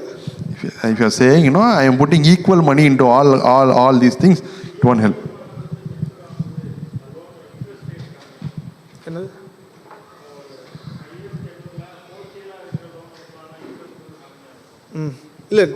If you are paying EMI, you will have to continue to pay your EMI. I am not asking you to default on anything, but you will have to pay your EMIs. But you are targeting to close loans which you are paying higher interests. So if you are taking say you have 2 housing loans on EMI, you may have the first housing loan at 15th year now. Out of 30 years, you have closed 15 years. The second one, you will be at 5th year. So the first one for you to attack is the 5th year EMI. So you will have to close that first, because the first 15 years you will be paying more interest than the principal. So you are targeting loans with higher interests first, then targeting loans with lower interest. நானே சொல்லிடுமா? இப்போ 2 loan வச்சுருக்கீங்கன்னு வைங்களேன், 2 housing loan வச்சுருக்கீங்க, ரெண்டுமே ஒரே percentage தான் rate of interest. ஆனால் ஒரு housing loan எடுத்து 15 வருஷம் ஆயிடுச்சு, 30 வருஷம் கட்ட வேண்டியதில் 15 வருஷம் ஆயிடுச்சு. இன்னொரு ஹவுசிங் லோன் எடுத்து 5 வருஷம் தான் ஆயிருக்கு அப்படின்னா, நீங்கள் இந்த 5 வருஷம் ஹவுசிங் லோனை க்ளோஸ் பண்ணுறதுக்கு டார்கெட் பண்ணணும். புரியுதா? ஸோ ஏன்னா 15 வருஷம் நீங்கள் பே பண்ணுறது 90% இன்ட்ரெஸ்ட்டுக்கும் 10% பிரின்சிபலுக்கும் போகும். ஸோ நீங்கள் அதை டார்கெட் பண்ணி க்ளோஸ் பண்ணணும்.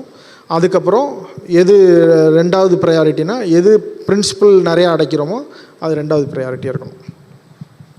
புரிஞ்சுதா? ரெண்டையுமே நான் மாதம் மாதம் இங்கே 10,000 அங்கே 10,000 அப்படின்னு போட்டால் it is not going to be of much use. So you will have to fire fight and attack the source. எங்கேருந்து தீ பிடிக்குதோ அந்த இடத்த முதல்ல க்ளோஸ் பண்ணணும். சில பேர் some of you might be having a car loan. சில பேருக்கு some people might have a car loan, and that car loan is something that is eating your overall savings க்கு போகாம எல்லாத்தையும் தடுக்கிற ஒரு லோனா இருக்கலாம். And it might be something, you know, you're not able to save because of it and it is eating your savings. It is better that you sell that car, close the loan, buy a smaller car without loan and start saving. நீங்கள் செய்யக்கூடிய மகத்தான காரியம் என்னன்னா அந்த காரை வித்துட்டு அதுல வர்ற காசை வச்சு குட்டி காரை வாங்கி ஓட்டுறது தான். One of my friend was having a good car. என் நண்பர் ஒரு நல்ல கார் வச்சிருந்தாரு. And one day I met him. He said, "I am going to book a Marazzo." அவர் ஏதோ ஒரு புதிய கார் பேர் சொன்னார். அந்த கார் வாங்க போறேன்னு சொன்னாரு. I have already booked, he said. நான் கார் புக் பண்ணிட்டேன்னு சொன்னாரு. I asked why. ஏன்னு கேட்டேன். I wanted a bigger car. எனக்கு ஒரு பெரிய கார் தேவை, அதனால வாங்குறேன். Already you are driving a sedan and only 3 people in home. Why do you want? வீட்லயே 3 பேர் தான், செடான் வச்சிருக்கேன், அதுவே போதுமானது, ஏன் பெரிய கார்னு கேட்டேன். Why don't you invest that money in the market? ஏன் அந்த காசை தூக்கி மார்க்கெட்ல போடக்கூடாதுன்னு He said very proudly. ரொம்ப கர்வமா சொன்னாரு. All EMI. எல்லாம் EMI தான். Why should I invest my money? ஏன் வந்து நான் கணத்தை இன்வெஸ்ட் பண்ண போறேன். So I asked him, why do you want to do that mistake? ஏன் இந்த தப்பு பண்றேன்னு சொல்லி கேட்டேன். After a while he bought a new car. கொஞ்சம் கழிச்சு ஒரு புது கார் வாங்கினாரு. But it was not that car that he told me. ஆனா நான் சொன்ன கார் அவர் சொன்ன கார் அவர் வாங்கல. I asked him, you said you are going to buy a Marazzo or Mazzaro whatever, why did you buy this? நீ சொன்ன car ஒண்ணா இருக்கு, நீ வாங்கின கார் இன்னொன்னா இருக்குப்பா, ஏன்பான்னு கேட்டேன். They stopped production of that car, so I went for a expensive car than that. அந்த காரோட ப்ரொடக்ஷன் நிறுத்திட்டாங்க, அதனால அதோட நல்ல உயர்ந்த காருக்கு நான் போனேன். So how about EMI? EMI எப்படின்னு கேட்டேன். Yeah, it's 3,000 per month more than the previous deal. நான் சொன்ன கணக்கோட 3000 ஜாஸ்தி தான். So people just move from one car to the other car for no reason. ஒரு கார்ல இருந்து இன்னொரு காருக்கு எதுக்கு மாறணும்னே தெரியாம சில பேர்லாம் கார் மாத்துறாங்க. Just they wanted to feel good by driving a good car. நல்ல கார் ஓட்டினா ஒரு நல்ல ஃபீலிங் வரும் அப்படின்றதுக்காக கார் வாங்கி ஓட்டுறாங்க. But when you drive you will not feel that. ஆனா ஓட்டும் போது நல்ல உணர்ச்சி வராது. வாங்குற வரையும் தான் அந்த ஃபீலிங்ஸ் இருக்கும். Until you buy you will have that feeling. When I didn't get married in 2011, I wanted to get married. 2011ல நான் திருமணத்துக்கு எதிர்பார்த்து காத்திருந்தேன். நான் கடைசி சொன்ன ஸ்டேட்மெண்ட்டை சொன்னேன்னா அசிங்கமாயிரும். அதனால தான் நான் கல்யாணம் ஆகிறதுக்கு முன்னாடி கல்யாணம் நான் ஆகணும்னு ஆசைப்பட்டுட்டு இருந்தேன். அப்போது ஒரு ஃப்ரெண்டு வந்து சொன்னார், டேய் கல்யாணம்லாம் பண்ணாதரா, லேட்டாக பண்ணுறான்னு சொன்னார். ஸோ ஃப்ரெண்ட் கேம் ஒரு நாள் ஒருத்தர் வந்து எப்பா நீ இப்போ கல்யாணம் பண்ணாத, கொஞ்சம் லேட்டாக கல்யாணம் பண்ணுன்னு சொன்னார். தமிழில் சொன்னதே தமிழில் சொல்கிறான் பார்த்தீங்களா? அதாவது அவனே கன்ஃபியூஸ் ஆகிட்டான். அதில் பாதி இங்கிலீஷ். அப்போ நானும் என் ஃப்ரெண்டும் கூட உட்காந்துருக்கோம். அப்போ அவர் வந்து சொல்கிறாரு என்கிட்ட. நான் உடனே சொன்னேன், அண்ணே நீங்கள் கல்யாணம் பண்ணிட்டீங்க, நீங்கள்லாம் பண்ணுறதெல்லாம் பண்ணிவிட்டு எங்கள்கிட்ட வந்து இப்படி சொல்லி எங்களை இன்பத்தை அனுபவிக்க விடாமல் தடை செய்கிற சத்துருவே அப்படின்னு சொல்லி அவரை புறம்ப விரட்டணும். Me and my friend were talking and I told him, you have enjoyed all the things, all the benefits of marriage, and now you are saying don't do it, and you're pulling away from all the pleasures. அதுக்கப்புறம் தான் கல்யாணம் ஆன பிறகு தான் நமக்கு தெரியுது அவர் கரெக்டாக தான் சொல்லியிருக்காரு. Then after marriage only I know that man is a saint, whatever he is told. Dharani எப்படினாலும் ஆன்லைன் தான் பார்க்குறான்றனால தைரியமாக சொல்லிட்டுருக்கேன். ஸோ அதே மாதிரி தான் when we buy things that we don't want, we will first have pleasure.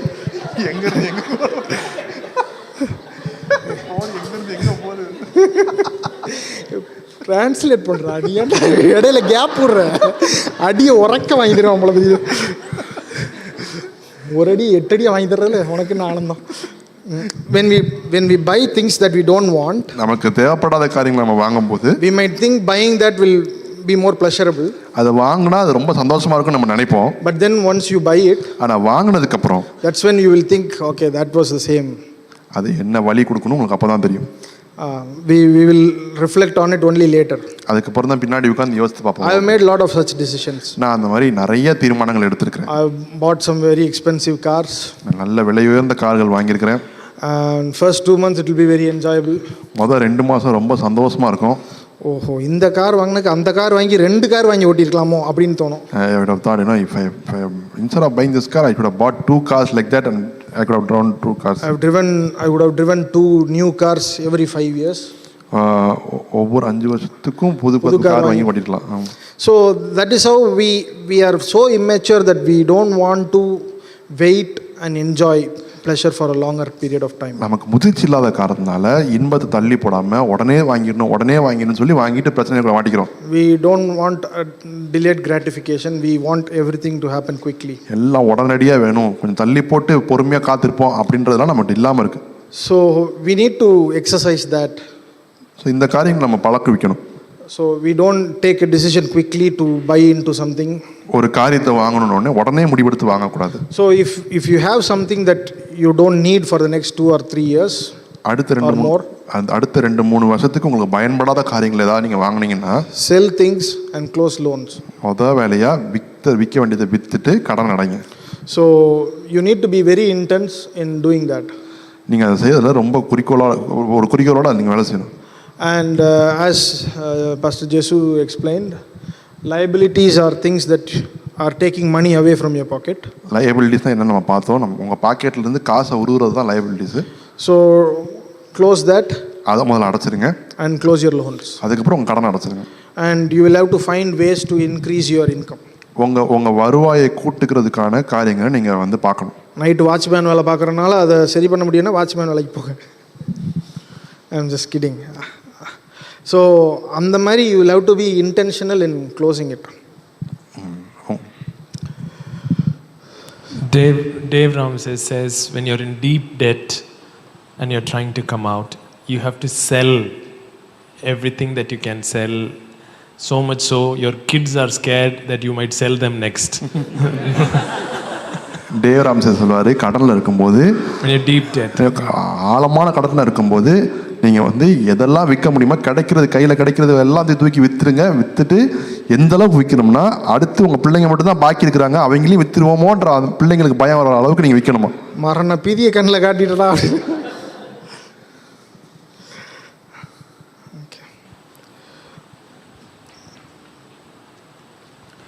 So while debt reduction, கடன் குறைப்பு,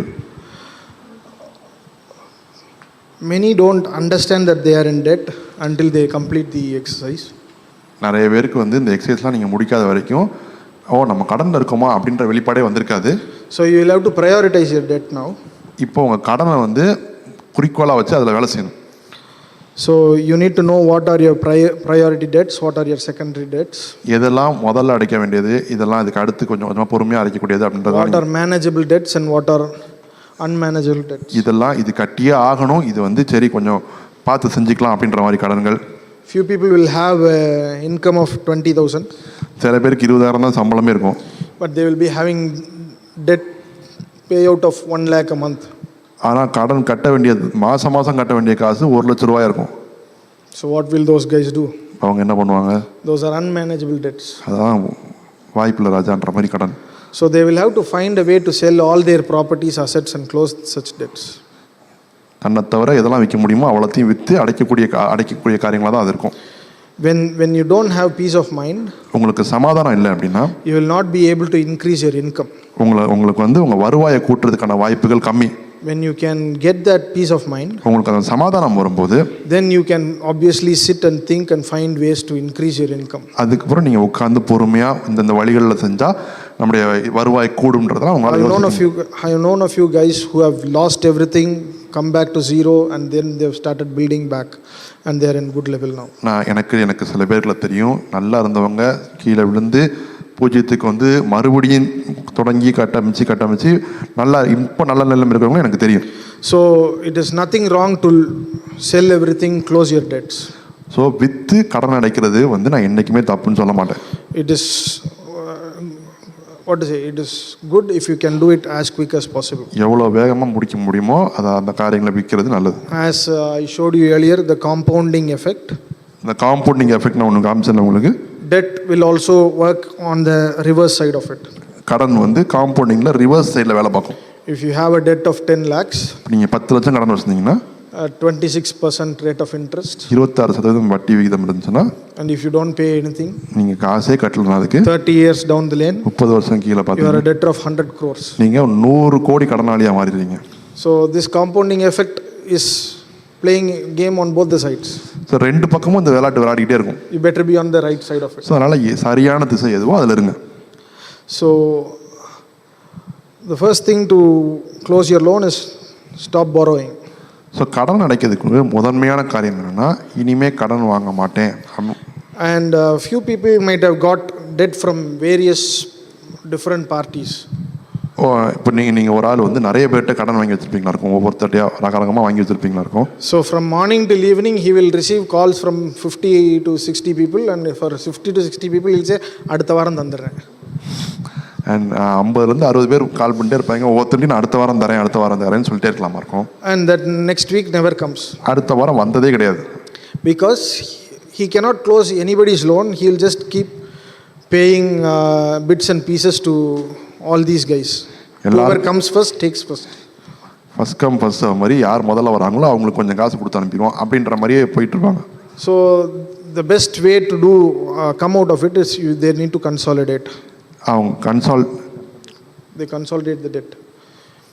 100 பேர்ட்ட இருக்கத ஒரு ஆளுக்கு மாத்தணும். 100 பேர்ட்ட கடன் வாங்கி வச்சிருந்தீங்கன்னா அந்த கடன் எல்லாம் ஒத்த ஆள்கிட்ட இருந்து வாங்கின மாதிரி கணக்கு அந்த மாதிரி கொண்டு வந்துடணும். But that comes with a very high health warning. அதனால் ஒரு பெரிய வார்னிங் இருக்குதுல. சரி இப்படி சொல்லிட்டாரு அப்படின்னு சொல்லி எல்லாத்தையும் போய் கடன்லாம் மொத்தமாக சேர்க்குறோன்ற பேரில் கடன் வாங்கி திரும்ப இதை வச்சு நம்ம பிஸ்னஸ் பண்ணிட்டா திரும்ப எல்லா கடனையும் சூப்பராக அடைச்சிடலான்னு திரும்ப முதல்ல ஸ்டார்ட் பண்ணிடுறாங்க. So idea is to be responsible to one guy and close the loan. Don't find it as an opportunity to take extra loan. நீங்கள் பொறுப்பேற்று ஒரு ஆள்கிட்ட வாங்கி ஓகே ஒரு ஆள்கிட்ட இருந்தால் கொடுக்குறது ஈஸியாக இருக்குமே சொல்லி அந்த கணக்குக்காக தான் அப்படி கொண்டு வர சொல்கிறோம். But I would recommend to structure or consolidate your loan by taking loans from structured organizations, not with individuals. நல்ல ஓகே இது இப்படி இவ்வளோ வாங்கினா இவ்வளோ கட்டணும் அப்படின்னு சொல்லி ஸ்ட்ரக்சர் போட்டு வச்சிருக்கிற அந்த ஆர்கனைசேஷன்ஸ் வந்து வாங்குங்க, தனி நபர்கிட்ட வாங்காதீங்க. From institutionals like banks you can get such loans, but not from individuals. பேங்க்ல இருந்து வாங்குங்க, தனி நபர்கிட்ட இருந்து நீங்கள் வாங்குறது தவிர்த்துக்கொள்ளுங்க. The key is you will have to go for a lower interest rate than all the others put together. இவங்க எல்லாருக்கும் கொடுக்க வேண்டிய வட்டி வீதத்தை காட்டிலும் இவங்க பேங்க்கோ நீங்கள் எடுக்கிற இது வந்து இன்ட்ரெஸ்ட் ரேட் கம்மியாக இருக்கணும். So you shouldn't go for a 48% interest rate to close all the 1% interest rate business. 48% லோனில் வந்து நீங்கள் கடன் பேங்க்கில் வாங்கிட்டு இவங்களால 1% தானே இருக்குது அப்படின்னு சொல்லி நீங்கள் யோசிக்கக்கூடாது.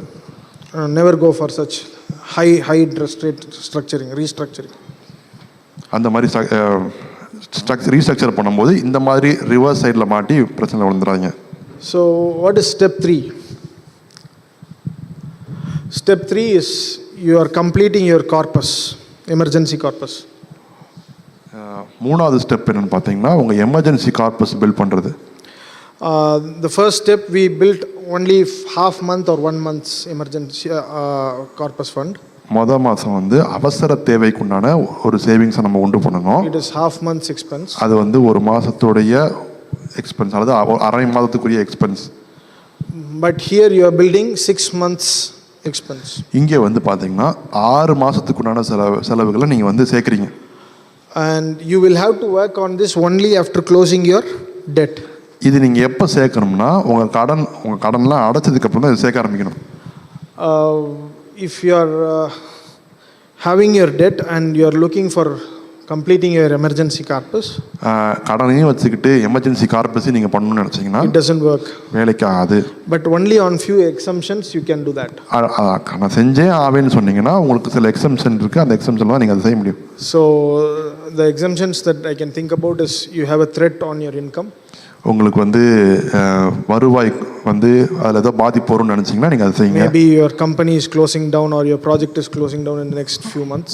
ஒரு சில மாதத்தில் வந்து உங்கள் ப்ராஜெக்ட் மூட போகிறாங்க அப்படின்னா வேறு வழியே இல்லைன்னா நீங்கள் அதை செய்யுங்க. Or you have scheduled expense coming your way. எனக்கு வந்து சில தேவைகள் வருது, எனக்கு இதெல்லாம் பிளான் பண்ண தேவைகள் வருது அப்படின்ற மாதிரி இருந்துச்சுன்னா நீங்கள் அதை பண்ணுங்கள். You have your marriage in the next few months. ஒரு சில மாதத்தில் எனக்கு திருமணம் வருது. So you can skip step 2 and go for step 3 and then again go to step 2. அந்த நேரத்தில் மாத்திரம் தான் ஸ்டெப் 2ல இருந்து நீங்கள் கொஞ்சம் ஸ்டெப் 2 கொஞ்சம் தள்ளி வச்சுட்டு ஸ்டெப் 3 முடிச்சுட்டு திருப்பி ஸ்டெப் 2க்கு தாவிடணும்.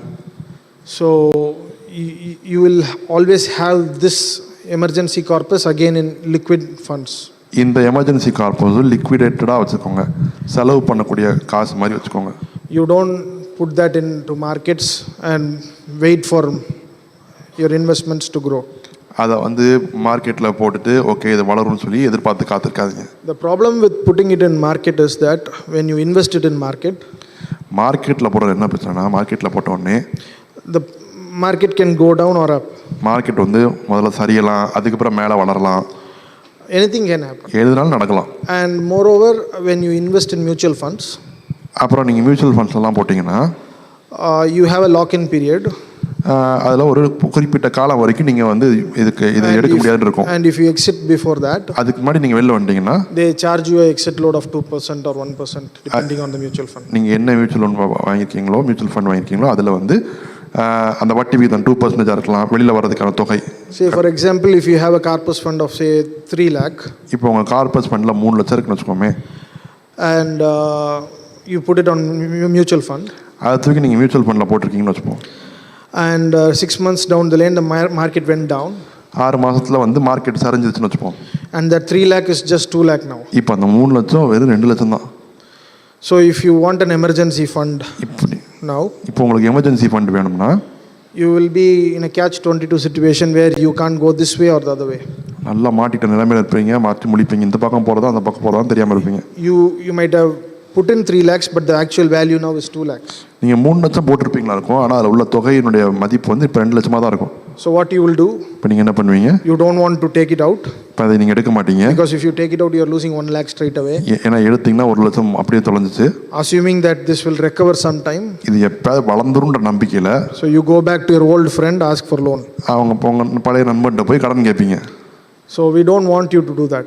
அந்த காரியத்தை நீங்கள் பண்ண வேண்டாம். So that's why we are advising you not to go for any mutual fund on your emergency funds. அதனால தான் அந்த எமர்ஜென்சி கார்பஸில் உள்ள காசை தூக்கி நீங்கள் வந்து நேராக மியூச்சுவல் ஃபண்ட்ஸ்லேயே எங்கேயும் போடாதீங்கன்னு சொல்கிறோம். So it needs to be in the liquid funds. இது லிக்விட் ஃபண்டாகவே வச்சுக்கோங்க. So in the next slide I have given a few liquid funds which are giving good returns which can beat the inflation. நான் சில liquid funds உங்களுக்கு சொல்கிறேன். இதெல்லாம் வந்து இன்ஃப்ளேஷனை beat பண்ணக்கூடிய காரியங்கள் இதெல்லாம். So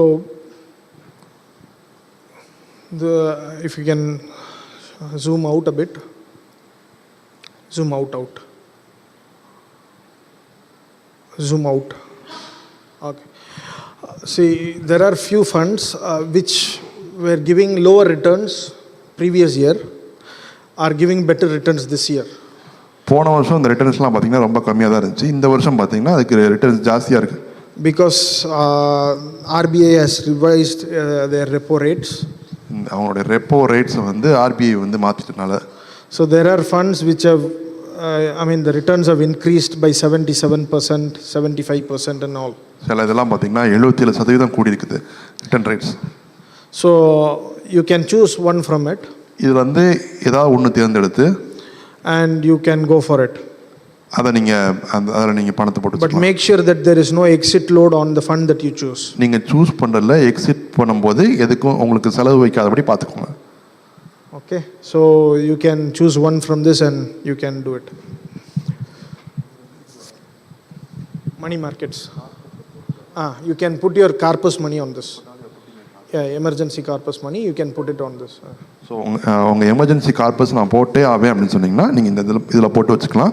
ரிப்போர்ட் வைக்கும்போது எக்ஸிட் ஆகும்போது காசு இல்லாதபடி பார்த்துக்கோங்க எக்ஸிட் ஆகுது. But I am not recommending you to put the first step corpus on this.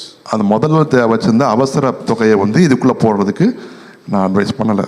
This is for the second part of it. இது வந்து இந்த 6 மாதம் சொல்கிறோம்ல, 6 மாதம் தேவைகளுக்குள்ளே. Because when you exit from here, இதுலேருந்து நீங்கள் வெளியில் வந்தீங்கன்னா, if by 2 o'clock today I am exiting, இப்போ நான் இன்னைக்கு 2 மணிக்கு நான் வெளில வந்தேன். Assume this is a working day. இன்னைக்கு ஒர்க்கிங் டே, 2 மணிக்கு வெளில வந்தேன்னு Tomorrow I get this money in my account. நாளைக்கு தான் என் கையில் வந்து கிடைக்கும். So you need to give 24 hours for it. இதுக்கு நீங்கள் 24 மணி நேரம் வந்து நீங்கள் டைம் வச்சுருக்கணும். Okay. Then the fourth is investing on your future. எதிர்காலத்துக்கான முதலீடு. So you can calculate everything using a mathematical formula here. எல்லாமே கணக்கு தான், கணக்கு வச்சு நம்ம கண்டுபிடிச்சிக்கலாம். So whatever is your future need, எது உங்கள் எதிர்கால தேவையோ, you need to find out how much you need to invest today based on the expected inflation and expected growth rate. எவ்வளோ இன்ஃப்ளேஷன் வரும், அப்புறம் எவ்வளோ வளர்ச்சி வரும் அப்படின்றத வச்சு நீங்கள் இப்போவே கணக்கு பண்ணி அதுக்கு சேமிக்க ஆரம்பிக்கலாம். And the number of years to save. எத்தனை வருஷம் சேவ் பண்ணுறதுக்கு இருக்கோ அதையும் கணக்கு வச்சுக்கோங்க. So for example, if you need 1 crore of today's value, இன்றைக்கு காலகட்டத்தில் உள்ள 1 கோடி ரூபாய் மதிப்பு உங்களுக்கு வரணும் அப்படின்னா, in 20 years, 20 வருஷத்தில் at an inflation of 6%, 6% inflation போட்டோம்னா your future value should be 12.5 crore in 20 years. 20 வருஷம் கழிச்சு உங்க பணம் எவ்வளோ இருக்கணும்னா 12.5 கோடி இருக்குன்னா தான் 1 கோடிக்கு சமம். So having 12.5 crore in 20 years is equal to having 1 crore today. இன்னைக்கு 1 கோடி வச்சிருக்கிறதுக்கும் 20 வருஷம் கழிச்சு 12.5 கோடி வச்சிருக்கிறதும் ஒன்று தான். So at an inflation of 6%. அதில் 6% inflation. So if you can grow it better than that, அதை விட ஜாஸ்தியாக வளர்க்க முடியும் அப்படின்னா, then it is always good. அது நல்ல பண வளர்ச்சி. So all that you need is to save 2.12 lakhs every month. அப்படி பண்ணணும்னா நீங்கள் மாதம் 2.5 லட்சம் சேமிக்கணும். One or two I think came to me and told, you are talking about crores and lakhs, we are dealing with thousands, why don't you talk in our numbers? எப்போ பேசினாலுமே கோடியில் தான் பேசுவாங்க. இப்போ லட்சம் 1000 கண்ணுக்கே தெரியாதான்னு நாங்கள் கேட்போம். So you can just deduct a couple of zeros and you will come to your number. ஒன்றும் இல்லை, 2 பூஜ்ஜியத்தை வெட்டிட்டீங்கன்னா தெரிஞ்சிடும், உங்கள் நம்பருக்கு வந்துடும். அது எல்லாத்துலேயும் 2 பூஜ்ஜியத்தை கட் பண்ணிடுங்க. புரிஞ்சுதா? Okay. So what do you need to do to invest in your future? உங்கள் எதிர்காலத்துக்கு முதலீடு செய்யணும்னா என்ன பண்ணணும்? You are going to deploy it in mutual funds. முதல்ல மியூச்சுவல் ஃபண்ட்ஸில் போட போகிறீங்க. Or in commercial properties. அல்லது கமர்ஷியல் ப்ராப்பர்ட்டிஸ் கட்டி விட போகிறீங்க. Which can grow at 15%, 12% or more is a good return. அதுலேருந்து 12% மேலே வர்ற காசு எல்லாமே நல்ல காசு தான். When you can grow your money at 15% plus, உங்கள் பணத்தை 15% மேலே உங்களால் வளர்க்க முடியுது அப்படின்னா, you are in a very good shape. நீங்கள் நல்ல இடத்துல இருக்கீங்கன்னு அர்த்தம். And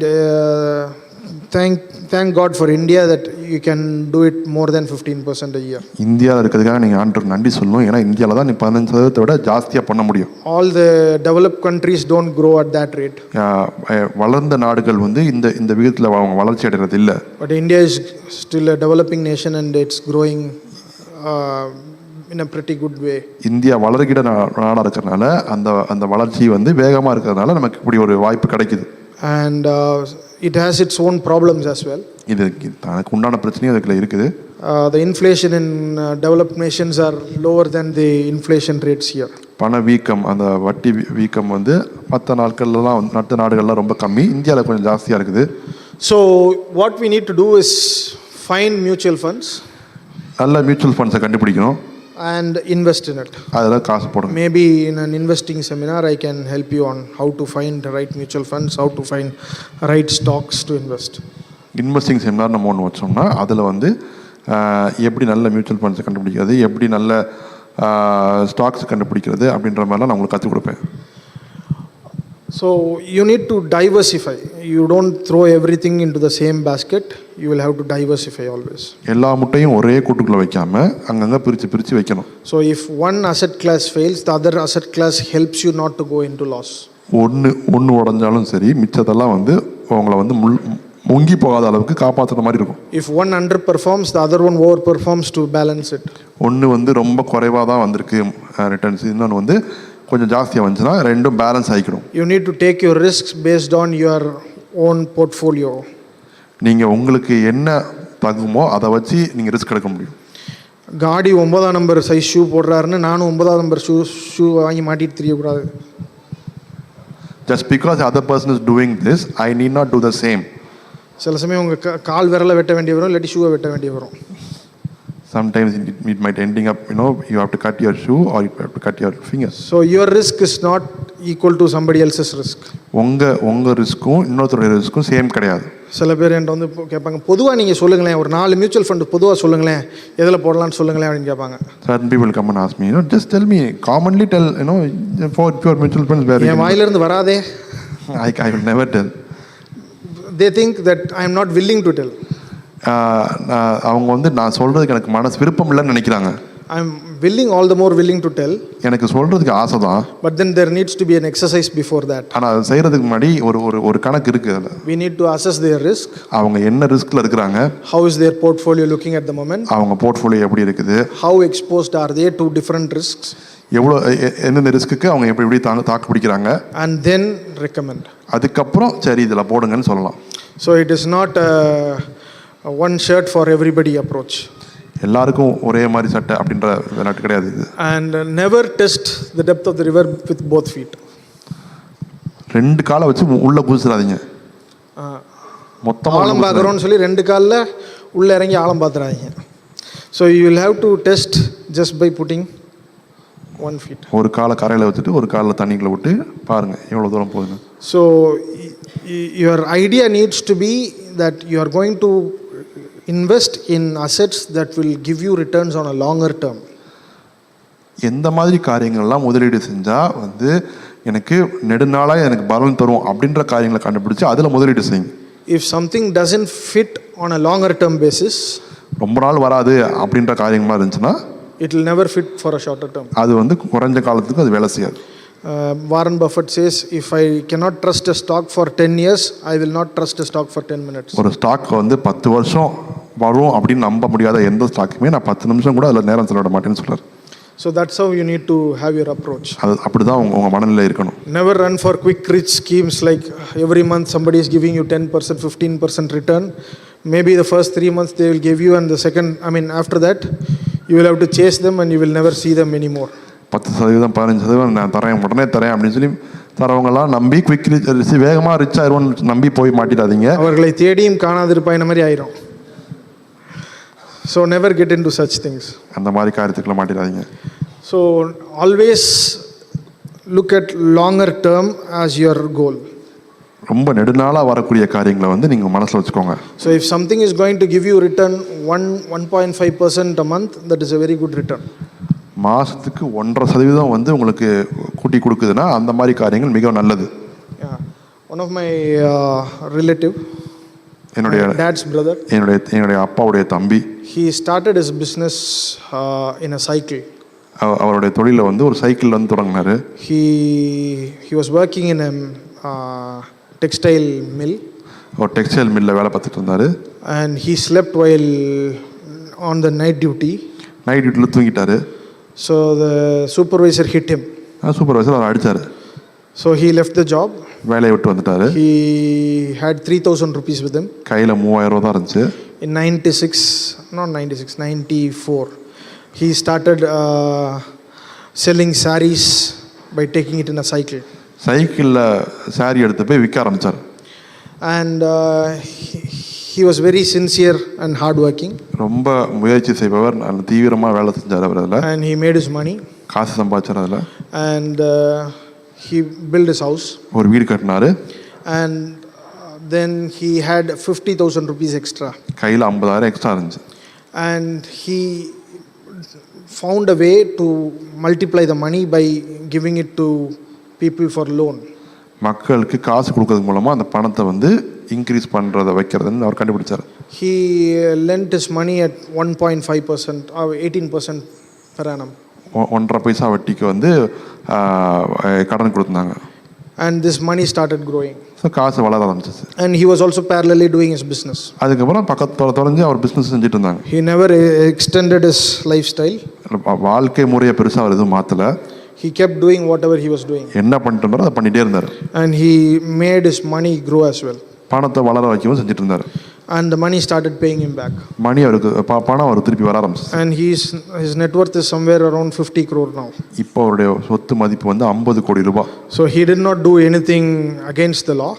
எதுவும் சட்டத்துக்கு விரோதமாக எதுவும் அவர் பண்ணலை. He didn't do something to cheat somebody. யாரையும் ஏமாத்தலை. But he made his money grow.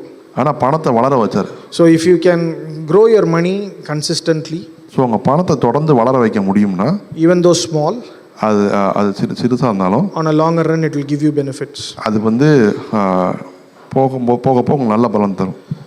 So there are a few things that you will have to think about.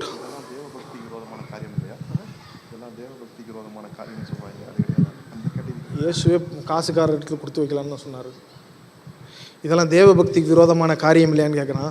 வட்டி கொடுக்குறது சொல்லி கேள்விப்பட்டிருக்கேன். பீப்புள் அதான் அது வந்து நம்மளை அப்படி சொல்லி ஏமாற்றி சொன்னவேலாம் கொடுத்துட்டு தான் இருந்தான். கிறிஸ்டியன்ஸ்லாம் வட்டி கொடுக்கூடாது அப்படின்னு சொல்கிறாங்கல்ல, அதை சொல்கிற காசுக்காரருக்கு கொடுத்து வைக்கலான்னு சொல்லியிருக்காரு. வேதமே சொல்லுகிறதே. Okay, there are a few things that we love to.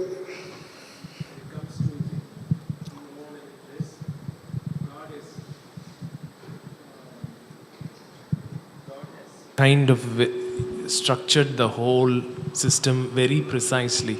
If you read Deuteronomy and Leviticus, when it comes to you giving the loan to your brother, and he has a two-pronged approach when you give it to within the community and when you give it outside the community, and he brings in a 7-year release and a 49-year jubilee release.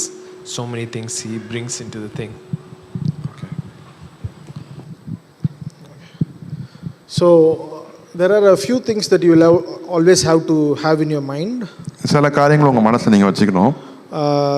Regarding your asset that you're building. உங்கள் சொத்துக்கள், நீங்கள் சேர்க்குற சொத்துக்களை குறித்து. So liquidity is one important aspect of it. காசாக வச்சுக்கிறது அது ஒரு முக்கியமான காரியம். காசாக்குறது. So liquidity is how quickly you can convert it into money. அதை எவ்வளோ சீக்கிரமாக பணமாக ஆக்க முடியும் அப்படின்றது தான் லிக்விடிட்டின்னு சொல்கிறாங்க. So if you have gold, இப்போ நீங்கள் தங்கம் வச்சுருக்கீங்கன்னு வச்சுக்கோங்க, you will have to go out, நீங்கள் போய் find a jewelry shop, கண்டுபிடிச்சு somebody who wants to buy gold, யாராவது தங்கம் வாங்கணும் விரும்பவங்கிட்ட போய் and you can sell it. அவன்கிட்ட போய் விற்கலாம். Maybe it will take one day. அது அவனுக்கு ஒரு நாள் ஆகும்னு வச்சுக்கோங்க. If you have it as shares, ஷேராக வச்சுருந்தீங்கன்னா it just takes a click, ஒரு கிளிக்கு தான் to sell, விற்கிறதுக்கு. and if you have it as a house, வீடாக வச்சுருந்தீங்கன்னா it takes ages, மாதமோ வருடங்களோ ஆகலாம் விற்கிறதுக்கு. ஸோ நீங்கள் கேட்குற ரேட்டுக்கு அவன் வரணும், அவன் கேட்குற ரேட்டுக்கு நீங்கள் வரணும், இதுக்கு இடையில ஒரு புரோக்கர் ஒருத்தன் ஒத்து வரணும், எல்லாம் மாறி மாறி ஒழுங்காக பேசணும், இதெல்லாம் இருக்குது. You might ask for a price and that guy will demand a price and you need to find a good broker to merge these price and give. There are so many factors involved inside of it. You need to have all these things: liquidity, volatility, cost of owning, risk reward, cost of holding, total cost of ownership. All these things you will have to think about before you invest into a particular asset. ஒரு காரியத்தை நீங்கள் வாங்கிறதுக்கு முன்னாடி எவ்வளோ risk இருக்குது, எவ்வளோ volatility இருக்குது, அதில் எவ்வளோ பணம் வீக்கம் வரும், இதெல்லாமே நீங்கள் கண்டுபிடிச்சி நீங்கள் போடணும். So everything shouldn't go into the same basket. எல்லாத்தையும் எல்லா முட்டையும் ஒரே இடத்துல வைக்கக்கூடாது. Which is everything can be liquidated in a split second. தொட்ட உடனே எல்லாம் காசாக மாறிடும் அப்படின்னு நிலைமையில் வைக்கக்கூடாது. You shouldn't keep everything at high volatile side. எல்லாமே ரொம்ப ஈஸியாக volatile ஆகக்கூடியும். Volatility in the sense it can move up and down 5% up and down every day. அப்படி என்ன இருக்குது? Stocks, gold. So you shouldn't own something that is very volatile. I mean, you shouldn't have all the 100% of your savings on it. எல்லா மொத்தத்தையும் போய் இந்த மாதிரி வாலட்டைலாக இருக்கிறதுல வைக்கக்கூடாது. And also you will have to see the cost of owning something needs to be as low as possible. அது வாங்குறதும் அதை ownership என்னது உரிமையாளராக இருப்பதற்கா உரிமை கொண்டாடுவதற்கு ஆனால். ஸோ நீங்கள் ஒரு பொருளை வாங்கி அதை அனுபவிக்கிறதுக்கு உண்டான காசு, இப்போ நீங்கள் ஒரு லேண்ட் வாங்குறீங்கன்னா 13% you will have to spend on stamp paper, அந்த registration charges, இதெல்லாம் நீங்கள் you will have to spend 13% if you are buying a land. So that's the cost of buying it. And then there is other costs like paying yearly tax and all this comes under total cost of ownership. So your total cost of ownership shouldn't be on the higher side. இப்போ நீங்கள் ஒரு land வாங்குறீங்கன்னா அதுக்கு register பண்ணுறதுக்கு ஒரு 13% கேட்பாங்க. அதுக்கப்புறம் நில வரி சொல்லிட்டு அதுக்கு சில காசெல்லாம் வாங்குவாங்க. ஸோ அதெல்லாம் பார்க்கும்போது ரொம்ப ஹையாக இருக்கக்கூடாது அந்த காசு, அதெல்லாம் கணக்கு பண்ணி நீங்கள் வாங்கணும். GST on shares are very low. Usually it's 0.002%. Same. So there is some stamp duty charges and other things, but those are all very minuscule in the overall picture of things when you go for share market. But then the problem with share market is it's very highly volatile. So if you want some money the next year, I wouldn't advise you to park it on share market because the market is very volatile. எனக்கு வந்து அடுத்த வருஷம் கொஞ்சம் காசு தேவை அப்படின்னா நீங்கள் போய் ஷேர் மார்க்கெட்டில் போடுங்க நான் சொல்ல மாட்டேன், ஏன்னா அது ரொம்ப வால்டைலான market. So if you are looking at holding shares for the next 10 years, that's the best place to be in. 10 வருஷம் நான் முதலீடு செய்ய நினைக்கிறேன் டிஸ்டர்ப் பண்ணாமல் அப்படின்னு நினச்சிங்கன்னா அதுதான் சிறந்த இடம். And you can expect a return of close to 15 to 18% easily. 15% வரைக்கும் அதில் பலன் எதிர்பார்க்க முடியும். So I am able to see supernatural hand of God in that area. I am able to see in the share markets, in our investments. முதலீடு செய்யறதுல தேவனுடைய கரம் எனக்கு வந்து அதிக உதவி செஞ்சிருக்கு, நான் கண் கூட பார்த்துருக்கிறேன். What I understand, what I believe is that if somebody else is investing in something and we are also investing in something in the share market, God will make our shares grow in a supernatural way than others. இப்போ நம்மளும் share market invest பண்ணுறோம், வெளியில் உள்ளவங்களும் அதை invest பண்ணுறாங்க அப்படின்னு பார்க்கும்போது ஆண்டர் நம்ம வாங்கியிருக்கிற ஷேர்ஸை அபரிதமாக வளர செய்கிறது நான் பார்த்துருக்கிறேன்னு சொல்கிறேன். That is where I feel the supernatural hand of God works. அந்த இடத்துல தான் தேவனுடைய இயற்கைக்கு அப்பாற்பட்ட காரியம் வேலை செய்யுதுன்னு நான் நம்புகிறேன். Maybe our picks might be stupid. நம்ம முட்டாள்தனமாக எடுத்துருப்போமா இருக்கும். And still it will give us good returns. ஆனாலும் நமக்கு நல்ல பலன்களை தரக்கூடிய மாதிரி ஆண்டவர் அதை வச்சிருக்கிறார். In 2009, 10, all those periods, I have invested in share market. 2009, 2010 நான் ஷேர் மார்க்கெட்ல இன்வெஸ்ட் பண்ணியிருந்தேன். I have seen 100% growth every year. வருஷம் 100% வளர்ச்சி நான் பார்த்திருக்கிறேன். And I do not have 1/10 of my understanding on share market what I have today on that period of time. இன்னைக்கு எனக்கு இருக்கிற அறிவுக்கும் அன்னைக்கு இருக்கிற அறிவுக்கும் பார்த்தா 10ல ஒரு பங்கு கூட இருக்காது எனக்கு. But that is where supernatural hand of God works. ஆனா அங்க தான் தேவனுடைய இயற்கைக்கு அப்பாற்பட்ட காரியம். So our picks might be extremely dumb, but God makes it grow. நாம வேணா முட்டாள்தனமான காரியங்களை சூஸ் பண்ணிருப்போமா இருக்கும், ஆனா தேவன் அதை வளர செய்கிறவர். But that doesn't make that you can go ahead and do a dumb choice. அதனால போய் தயவு செய்து முட்டாள்தனமான தீர்மானம் எடுங்க அப்படின்னு சொல்லல. So when we talk about investing in share market, people ask about timing the market. Share மார்க்கெட்டில் போடணும் அப்படின்னு சொன்னோடனே ஓகே எவ்வளோ நேரம் இருக்கணும்னு கேட்பாங்க மார்க்கெட்டில். டைமிங் கரெக்டான நேரம் இதுதானா இல்லை அப்புறம் போடணுமா, மார்க்கெட் ரொம்ப எக்ஸ்பென்சிவாக இருக்கே அப்படின்லாம் கேட்பாங்க. So people ask, is it the right time to invest or should we invest later or should we not invest now? What is your expectation? People ask. இதுதான் முதலீடு செய்ய சரியான நேரமா, இப்போ போடாம பின்னாடி தள்ளி போடலாமா அப்படினா சொல்லி கேட்பாங்க. Is the market heading up or down? Market நல்ல வளர்ச்சி அடையுதா இல்லாட்டி கீழ அப்படியே குறைஞ்சிட்டே வருதா? There is a say in the market. மார்க்கெட்ல ஒரு இது சொல்வாங்க. Only 2 people can predict the market. ரெண்டே பேர் தான் மார்க்கெட்டை ப்ரெடிக்ட் பண்ண முடியும். 2 people can tell you where the market is heading. Market எங்க போகுதுன்னு ரெண்டு பேர் தான் சொல்ல முடியும். One is God, the other one is liar. ஒன்று கடவுள், இன்னொருத்து போய் சொல்கிறேன். So few people they say okay, recession is coming in April, May, June. சில பேர் சொல்லுவாங்க ஏப்ரல் மே ஜூனில் ரிசெஷன் வருதுன்னு சொல்லுவாங்க. I am still not able to see that. எனக்கு என் கண்ணில் அதை பார்க்க முடியல. Because I am not God. ஏன்னா நான் கடவுள் கிடையாது. I don't want to be on the other side. அடுத்த சைடில் இருக்கணும்னு நான் விரும்பல. So nobody knows how to time the market. Market எப்படி டைம் பண்ணணும்னு யாருக்குமே தெரியாது. As an intraday trader I can say okay, market is moving this direction or the other direction. தினசரியா நான் மார்க்கெட்ல ட்ரேட் பண்ணறதா இருந்தா மார்க்கெட் இப்படி போகுது, மேலே இறங்குது, கீழே. And the probability of me being right is 7 to 8 times out of 10. அதுல வந்து எத்தனை தடவை ரைட் ஆக முடியும்னா 10ல 8 தடவை கரெக்ட்டா ஆக முடியும். But then to predict a market for the next 6 months is not even 6 months. Talk about next week, I cannot.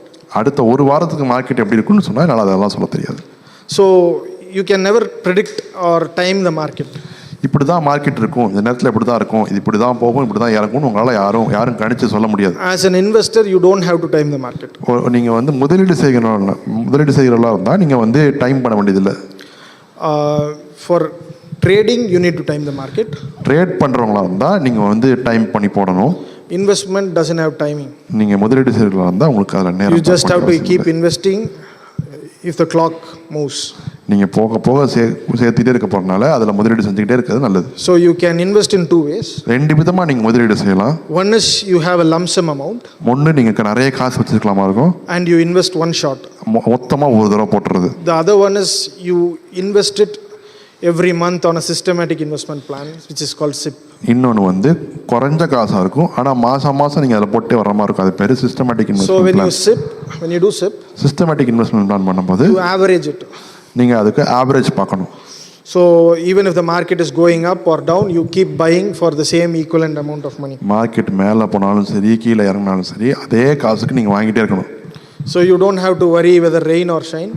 மழை பெஞ்சாலோ இடி இடிச்சாலோ அதை பற்றி நீங்கள் கவலைப்பட வேண்டியதில்லை. You just keep investing. நீங்கள் வாங்கிட்டே இருக்க வேண்டியதான். But at the end of the 10th year, 10 வருஷம் கழிச்சு, 20th year, 20 வருஷம் கழிச்சு, your money would have grown for sure. பணம் கண்டிப்பாக வளர்ந்துருக்கும். Unless and until you have made a very dumb decision. நீங்கள் ஏதாவது முட்டாள்தனமாக தீர்மானம் எடுக்காத வரைக்கும் your money should be in a very good shape. பணம் வந்து ஒரு நல்ல நிலைமையில தான் இருக்கணும். So I'm just going to show you a couple of slides. The power of compounding.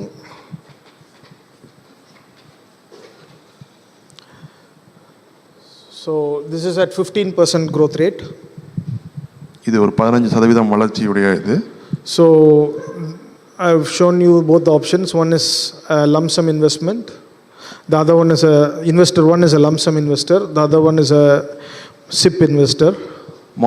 முதல் சொன்னது வந்து மொத்தமாக காசை உள்ள போட்டு சேமிக்கிறது, அதை காமிச்சார். ரெண்டாவது இன்வெஸ்டர் பார்த்தீங்கன்னா கொஞ்சம் கொஞ்சமாக சிறுக சேமிக்கிறது. Every month he is investing 17,000. மாதம் 17,000 ரூபா போடுறாரு அவர். And the overall period of holding is 30 years. 30 வருஷம் அதை வச்சிருக்கிறாரு. So everywhere the money is growing at 15%. எல்லா இடத்துலையும் பணம் வந்து 15% வளர்ந்துக்கிட்டே இருக்கு. So the first guy would make 6 crore. 6.6 crore. மொத ஆள் வந்து 6.6 கோடி சேர்ப்பாரு. The other one would be saving 10.19 crores. அடுத்த ஆள் பார்த்தீங்கன்னா 10.19 கோடி. So it is not about how big you put in, it is about how long you keep the money in. எவ்வளோ காசு மொத்தமாக போடுறீங்கிறது முக்கியம் இல்லை, கொஞ்சம் கொஞ்சமாக போட்டாலும் எவ்வளோ நெடுக போடுறீங்கன்றது தான் முக்கியம். 15% is easily achievable. 15% என்பது சாத்தியமான ஒரு காரியம். So it doesn't matter you have only 1,700 in your hand every month. உங்கள் கையில் 1,700 ரூபா தான் இருக்குன்னு வச்சுக்கோமே மாதம். And you can still make 1 crore. நீங்கள் அப்படி போட்டிங்கன்னா கூட உங்களுக்கு 1 கோடி வந்துடும். 1 கோடி அப்பு அப்படி. So if you can increase, top up your money. நீங்கள் போக போக கூட்டிகிட்டே போனீங்கன்னா by 10%, 10% கூட்டினீங்கன்னா you will make 26 almost 27 crores. கிட்டத்தட்ட 27 கோடி கொண்டு வந்துடுவீங்க. So if you are just starting with 1,700, 1,700 ரூபாயில ஆரம்பிக்கிறீங்கன்னா you will make 2.7 crore. கிட்டத்தட்ட 3 கோடி கொண்டு வந்துடுவீங்க. So it is not about how big you earn, it is about how much you save. எவ்வளோ பெருசாக சம்பாதிக்கிறீங்கன்றது முக்கியம் இல்லை, நீங்கள் எவ்வளோ சேமிக்கிறீங்கன்றது தான் முக்கியம். Next slide please.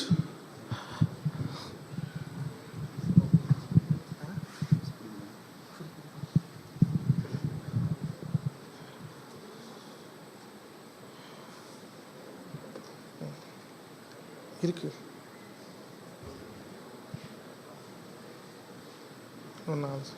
4 ஸ்லைடு, 15 நிமிஷம் 20 நிமிஷம் இப்போயா? Okay. So we'll continue after the break. We'll just take a 5 minutes break. ஒரு 5 நிமிட இடைவெளிக்கு பின்னால் தொடருவோம். உறக்கம் தெளிவோம், உற்சாகம் கொள்ளுவோம்.